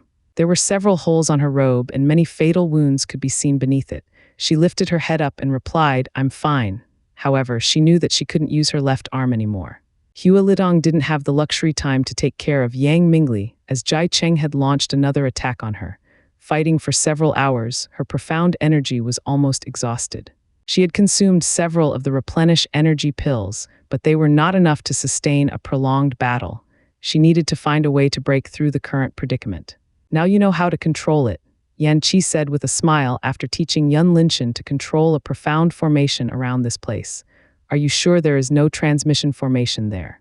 How can I bring my senior sisters here then? Yun Linshan asked while staring at the battle on the projection. Earlier, he found out the sun-like object that was floated above this hall was a fake one and served as a controller of the profound formation of this place. Now he gained control over every profound formation of the entire mythical realm and didn't see a transmission formation within the maze tunnel. Thus, he wanted to confirm with Xianxia on this matter. Xianxia shook his head. Young man, you should learn how to be content with what you have. If you want to see them, you can either go to them or waiting for them to come here. Simple as that. Xianxia looked at the projection and said further, when I built this place, I didn't intend to bring anyone here directly.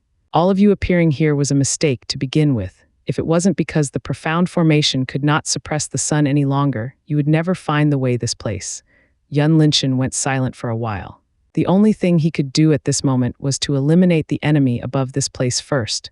However, there was not a single killing formation around the statue. He could not directly kill them. He spread his right hand slightly, and the sun orb slowly descended into his palm.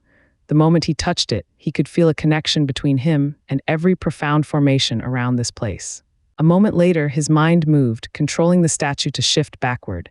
Hua Lidong and Jai Cheng fought with each other for some time now. The strength between the two appeared to be equal.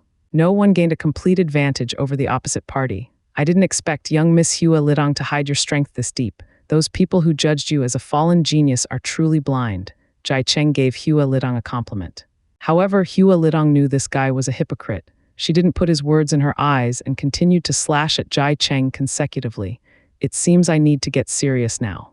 If I accidentally hurt you, please don't take it to your heart, and you don't have to worry that I will disfigure you. After all, I am a man who knows how to cherish the jade. Jai Cheng drew his sword into a horizontal line, and several swords afterimages emerged around it.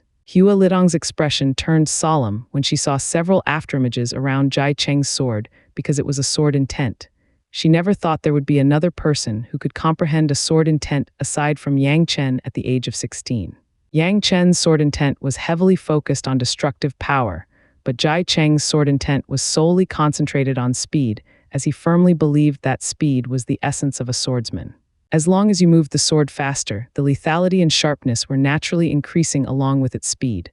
Ha! Jai Cheng let out a low cry. His figure instantly vanished from the spot and reappeared before Hua Lidong. He lunged his sword forward, and several afterimages of his sword were ruthlessly shot at her.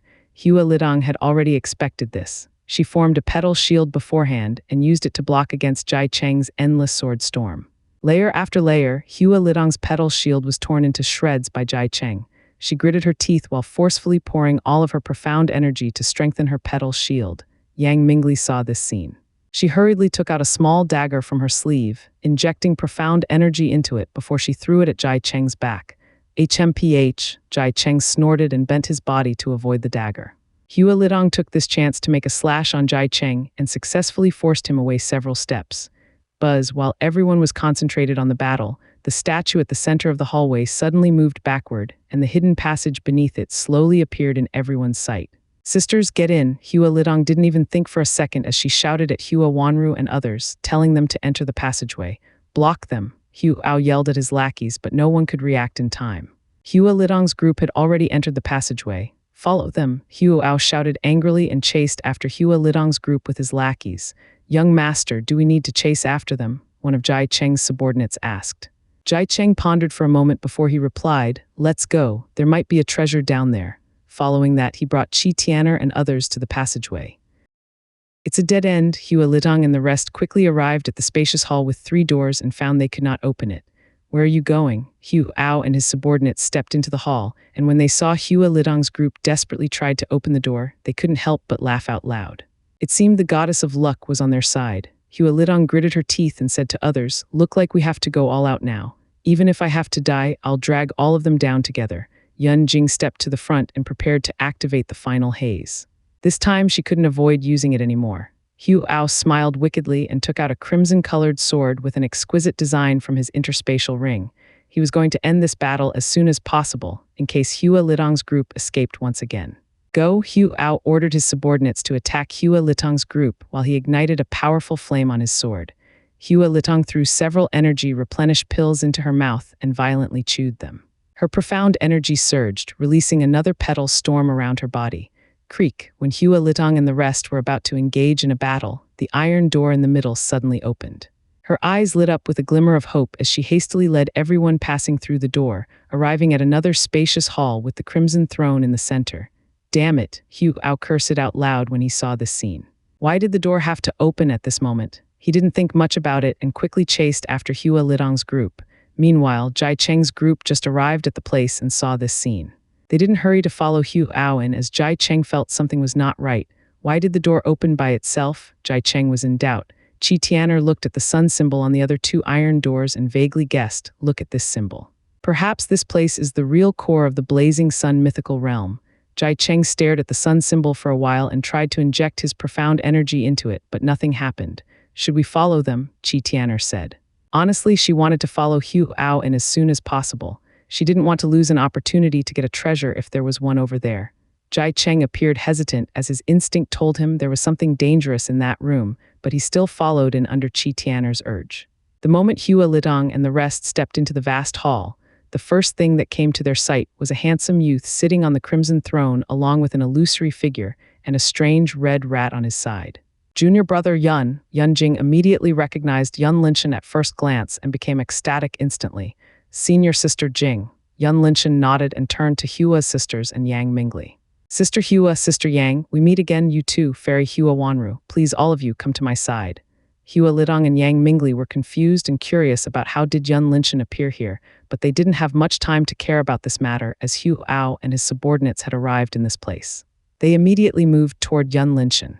Oh, isn't that young Master Yun? How come you are here? Hu Ao lowered his flame sword and looked at Yun Linshan with a frown. He suddenly had a bad premonition in his heart upon seeing the sun orb in Yun Linshan's hand. This is our second time seeing each other. Let me introduce myself first. My name is Hu Ao from Sacred Flame Sect. Hu Ao tried to distract Yun Linshan's attention and prepared to escape from this place. However, Yun Linshan already saw through his thoughts, but he didn't intend to make his move because he still waited for Jai Cheng to come in. He smiled faintly while playing with the sun orb in his hand. I'm glad to see you again, young Master Hu. I think you should know my name already. I'll skip this part then. When Yun Linshan finished his sentence, he saw Jai Cheng's group appeared at the entrance, and this made the smile on his lips grew wider. At the same time, Jai Cheng and Qi Tian'er saw Yun Linshan calmly sitting on the crimson throne. Their expressions turned bad instantly, and Jai Cheng tried to flee right away. He didn't even care about his fiancée, Qi Tian'er, at this moment. But how could Yun Linshan let him go? He quickly used his mind to close the iron door, blocking the retreat path directly. Bang. The iron door shut loudly in front of Jai Cheng, causing his expression to change drastically. He knew this time he was screwed. His guess was right. It was obvious that Yun Linshan was the one who lured everyone to this place. Jai Cheng turned around and stared at Yun Linshan while ignoring Qi Tian'er's icy gaze. His false gentleman appearance was already shattered since the moment he chose to flee by himself earlier. He didn't need to pretend anymore. I'll report Royal Father about this. Qi Tian'er spoke coldly. Jai Cheng glanced at her and sneered, report. Do you think you can go back alive? Why don't you use your stupid brain to think about the current situation first? He pointed at Yun Linshan and said further, don't you see? He is obviously can control this place at will. Since he is so confident leading all of us here, do you think he doesn't have a way to deal with us? Qi Tian'er was startled for a moment and came into a realization. She turned to Yun Linshan and said coldly, I am the second princess of the Qi royal clan. I command you to open the door. Otherwise, you won't be able to escape my father's wrath when you return to the outside. Idiot. Jai Cheng sneered and didn't bother to look at Qi Tian'er again. He shifted his gaze to Yun Linshan while his mind spun rapidly, trying to think how to get out of this situation. Yun Linshan shook his head slightly and wondered how could this princess be this stupid. She was clearly the typical fodder character that no one would remember. He replied, I'm afraid I can't comply with your command, Your Highness. Do you know that your royal father is backing the Sacred Flame Sect and the Profound Sword Sect to attack my sect? Don't you think your statement just now is ridiculous? Qi Tian'er was stunned for a second. She now understood why Yun Linshan didn't plan to let her go. She was unable to say a word. Although she was the princess, she couldn't access some information as she pleased. This was the first time she heard about this. She never knew before that her father currently had a conflict with the Misty Cloud sect. What do you want to do? Hu Ao, who was standing on the side, had realized how bad the situation he was in, but he still pretended to be calm and collect. Yun Linshan looked at him and said plainly, "It's simple. I am going to kill every single one of you." Hu Ao, Jai Cheng, Qi Tian'er, and the rest felt a chill running down their spines upon hearing this seemingly plain sentence. They stared at Yun Linshan as if they wanted to eat him alive. Jai Cheng quickly scanned through the place. Except for the lifelike fire patterns on the wall, he didn't find anything unusual. He could not make a guess on a method that Yun Linshan was going to use. Thus, he simply drew his sword out, preparing to engage at any moment. "Ha ha ha, what a big tone. I want to see how are you going to kill me." Hu Ao laughed wildly. His face turned hideous while gripping the flame sword in his hand tightly. Meanwhile, Hua's sisters, Yang Mingli, Yun Jing, and the other two senior sisters became excited instantly. Although they didn't know Yun Linshan's method from his confident appearance, they believed he could definitely kill all of them. "Fine, be careful." Yun Linshan gave them a pretentious warning and spun the sun orb in his hand slightly. Instantaneously, the fire patterns on the surroundings wall shone brightly, and everyone except for Yun Linshan's group could feel the temperature in the hall had skyrocketed. "Go to hell!" Hu Ao charged at Yun Linshan at lightning speed and leaped into the air, slashing his flame sword at Yun Linshan's head. Unfortunately, before he could reach the target, an invisible barrier suddenly appeared before Hu Ao and threw him away several meters. "Arg, help me!" Hu Ao landed on the floor without harm and suddenly heard a desperate cry from one of his subordinates, making him turn to look at that person. The scene in front of him made his entire being turned cold instantly. The person who cried out earlier now became a human torch. A raging fire was covered his body and burned him into ashes in a split second. It was not only him, except for Hu Ao, Jai Cheng, and Qi Tian'er, everyone had turned into human torches as well. "No, spare me." One of Jai Cheng's subordinates wailed in horror as his body slowly turning into ashes a moment later. Soon, all of Jai Cheng's and Hu Ao's subordinates had turned into ashes as well. Jai Cheng gritted his teeth unwillingly and constantly poured his profound energy into strengthening his protective barrier around him. His bloodshot eyes stared at Yun Linshan with a deep hatred. He never ever thought about this situation before in his life. A proud young master of the profound sword sect that often looked down upon the world was going to die so easily like this. "Jai Cheng, help me." Qi Tian'er was at her limit. Her luxury robe started to burn bit by bit, revealing her white snow skins that were gradually covered by a raging fire. She looked at her fiancé, pleading for his help. Jai Cheng didn't even take a glance at her. His eyes were still fixated on Yun Linshan. "Ah!" Qi Tian'er let out a shrill scream when the fire completely engulfed her body. A second later, she had wholly disappeared from the world, leaving a pile of ashes on the ground. "Arg, I'll kill you!" Hu Ao roared unwillingly and threw his flame sword at Yun Linshan. Unfortunately, his attempt was completely useless. The sword was simply reflected away by the invisible barrier. As a young master of the sacred flame sect, his affinity with the fire element was naturally high. He could endure the fire longer than anybody. However, how could the fire made by Blazing Sun Monarch possibly be ordinary? Within 10 seconds later, Hu Ao had also turned into ashes, leaving this world forever. Yun Linshan looked at Jai Cheng with surprise. Without a doubt, among them, Jai Cheng was strongest, but he didn't expect him to last this long. "You will die soon," Jai Cheng uttered word by word with difficulty. "I don't know if I will die that soon as you said, but you are going to die for sure in a mere second later." Yun Linshan replied expressionlessly. Jai Cheng's attempt to disturb his mind was nothing but a childish play in his eyes. Jai Cheng was disappointed upon seeing his plan failed. He closed his eyes as his body slowly turned into ashes in the next second. "So tired," Hua Lidong uttered and slumped onto the ground powerlessly. "Big sister." Hua Wanru hurriedly caught her sister and carefully checked her condition. Yun Linshan waved his hand and several beds and a set of tables appeared on an empty space. He said to them, "You can use this bed." Hua Lidong did not stand ceremony as she brought herself onto the bed with the help of Hua Wanru and closed her eyes, falling into deep sleep afterward. Yun Linshan turned to Yang Mingli and beckoned her to lie on the bed. He fed her a strong healing pill and used silver needles to stabilize her injuries. From the look of it, she needed at least 10 days to reconnect her collarbone. "Thank you," Yang Mingli said. Her face was pale due to blood loss. "Rest," Yun Linshan responded and let her recuperate. "Junior brother Yun, do we have a way to find Sister Chan's group?" Yun Jing asked. She didn't know how did Yun Linshan manage to control this place, but she didn't care about it because she was extremely worried about Yun Chan's group. Yun Linshan gave her a reassuring smile. "Relax, senior sister Jing." Following that, he waved his hand and several projections immediately appeared in front of them. Yun Jing and the other two senior sisters were amazed by this magical scene, but they didn't have time to think about it when she saw Yun Chan's group on one projection. How could it be? Sister Chan was forced to use the final haze. Yun Jing's eyes widened open in disbelief when she saw Yun Chan's miserable appearance. To her, Yun Chan was the strongest among her peers. She didn't think anybody can force her to use the final haze. Even a powerful practitioner like Jai Cheng couldn't possibly do so. Not only her, Sister Ting too. One of the two senior sisters pointed at Yun Ting, who was lying in Yun Jiajia's embrace. "It's Luo Kun." Yang Mingli opened her eyes and said. She then explained the situation to Yun Linshan and others. Yun Linshan frowned. "Why didn't they contact me?" Yang Mingli replied. "Sister Hua tried to contact you before, but it couldn't get through. Maybe it's related to this place." Yun Linshan took the modified transmission jade out and contacted Yun Lei, but it failed. He called the sun orb into his palm and searched for the clue. A moment later, he understood there was an isolation formation around here, and it blocked every communication tool. He disabled the isolation formation and contacted Yun Li once again. "Senior Sister Li, can you hear me?" In the projection, Yun Li was taken aback for a second before she hurriedly took her transmission jade out from her sleeve. "Junior brother Yun. Where are you?" "I am in a safe place with Senior Sister Jing." Yun Linshan replied. "Senior Sister Lei, listen to me. I'll tell you the way to get here. You should hurry to bring everyone to my place." Yun Li was startled. "How do you know our position?" "I'll tell you later. Please hurry up. Senior Sister Chan and Senior Sister Ting's conditions are not good. They need to be treated as soon as possible.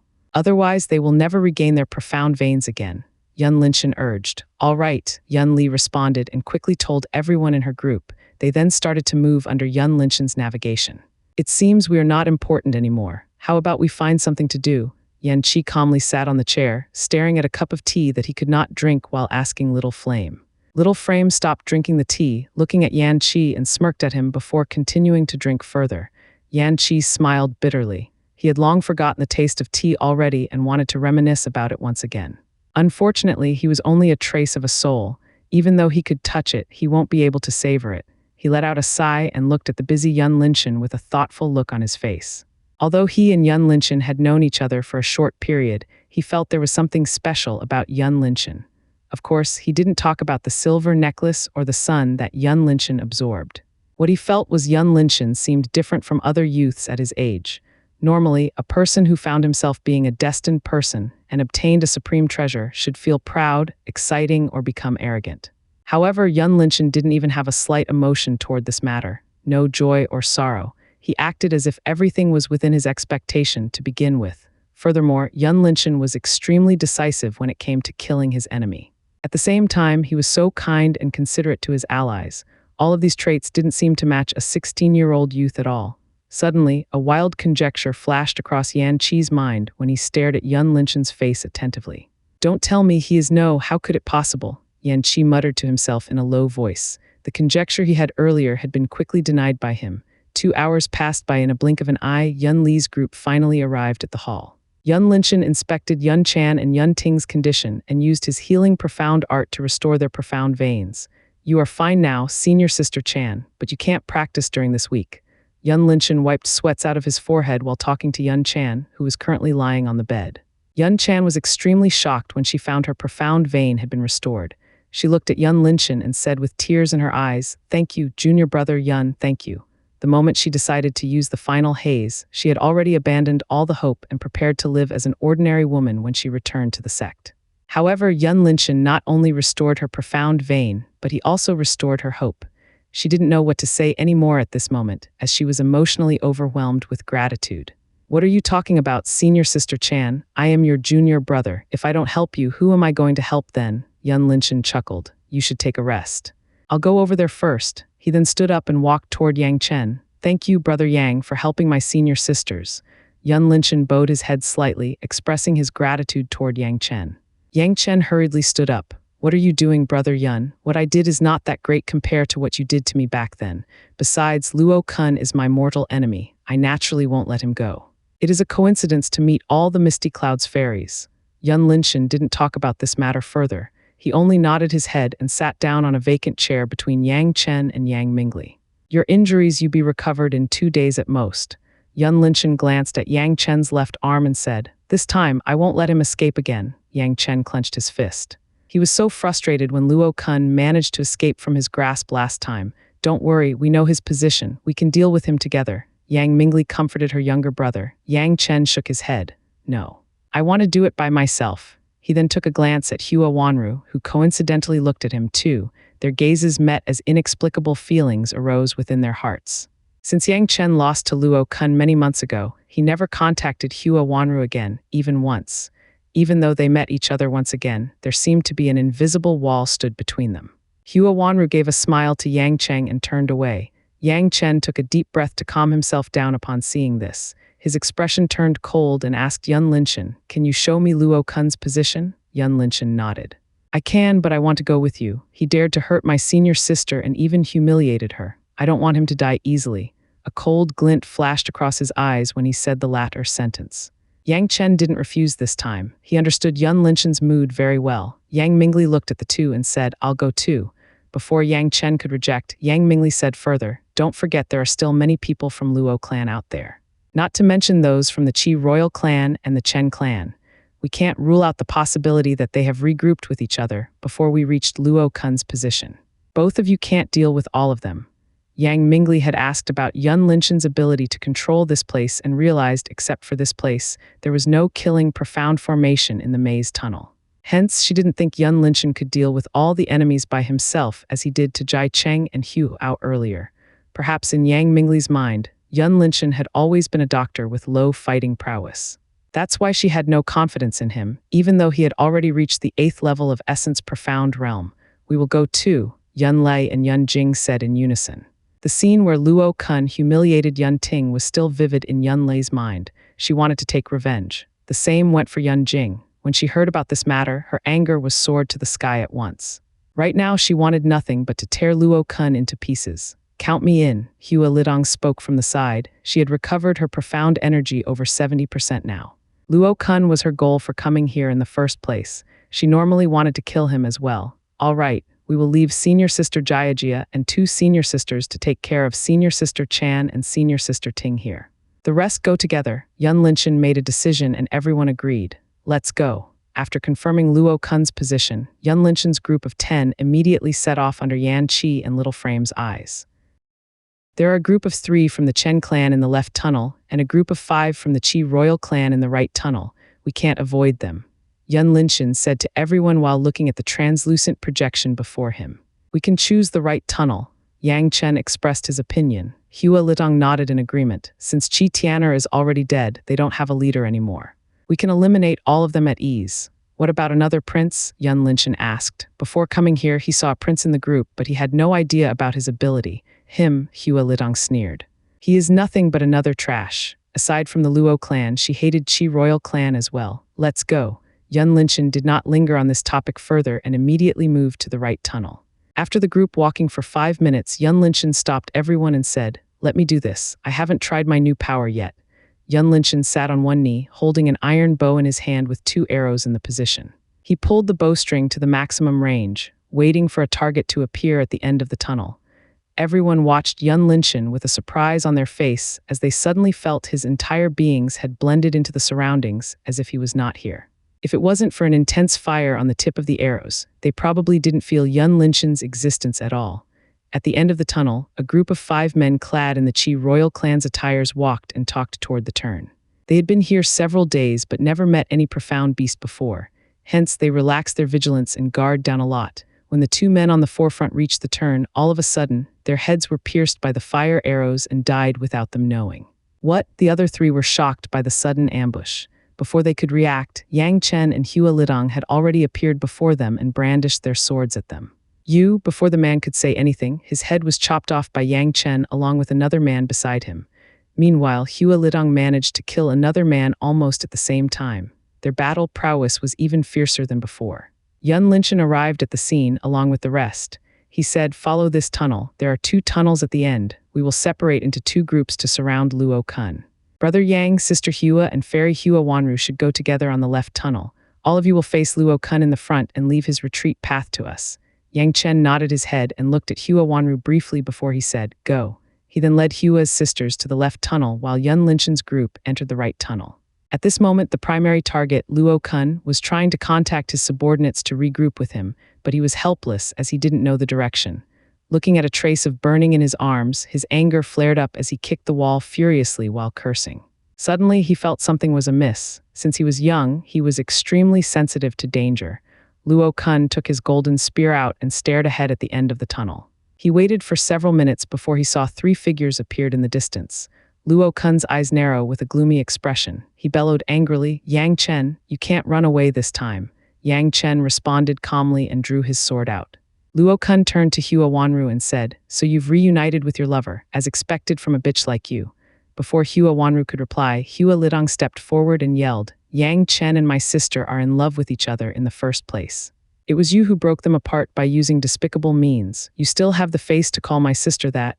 Luo Kun didn't get angry. Instead, he laughed wildly. "Ha ha ha, I understand now. So both of you served this trash together on the bed. No wonder you are so desperate back then when I destroyed his profound vein." Hua Lidong lost her composure and was about to charge at Luo Kun, but Yang Chen blocked her in time. "Let me do it, elder sister Hua," said Yang Chen. A powerful aura was released from his body as he rushed to Luo Kun. HMPH, Luo Kun snorted, and a golden dragon image appeared around his spear while he thrust it at Yang Chen's sword. Boom, their weapons collided with each other, causing a tremendous impact on the surroundings. Both Yang Chen and Luo Kun were forced back several steps by the collision before they successfully stabilized themselves. Burn, Yang Chen raised his sword and a raging flame immediately ignited on it. With a light step, his figure traveled across a short distance, arrived before Luo Kun. Die. This time Luo Kun didn't intend to clash head-on. Instead, he threw a poison pouch on Yang Chen along with a powerful thrust of his spear. Yang Chen didn't avoid the poison as he brandished his sword at Luo Kun's head. His sword cut the poison pouch into half and a purple mist quickly spread out.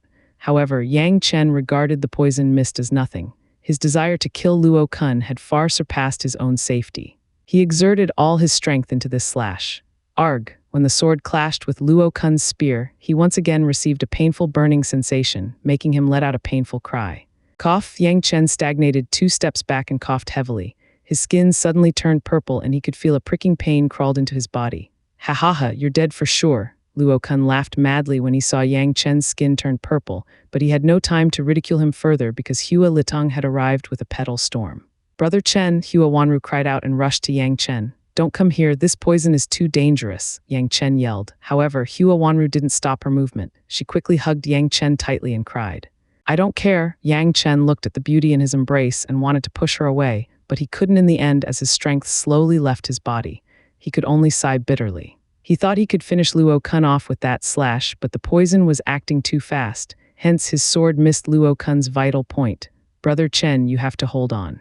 Senior Yun definitely has a way," Hua Wanru said anxiously. She didn't know where did Yun Linchen go. He was supposed to arrive at the scene by now. "So you suppress your strength for all this time?" Luo Kun wiped the blood from the corner of his mouth, staring coldly at Hua Lidong. Hua Lidong didn't reply. The petal storm revolved around her body once again as she vaulted into the air, aiming her sword toward Luo Kun. Luo Kun's eyes narrowed. His murderous aura surged out when he lifted his spear.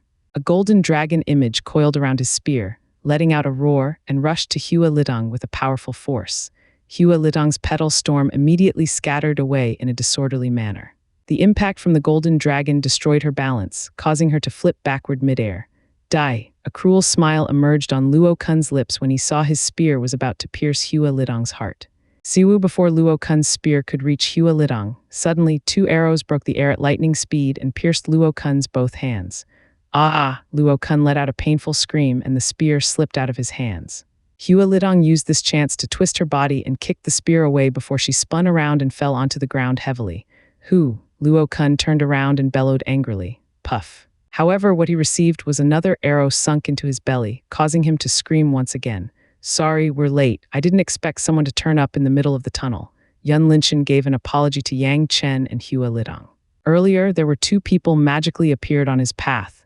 They were people from Qi royal clan that just stepped into the desert plain and coincidentally got teleported to this place. Yun Li's figure flashed from behind Yun Linchen, arriving in front of Luo Kun and brandished her sword to destroy his profound vein.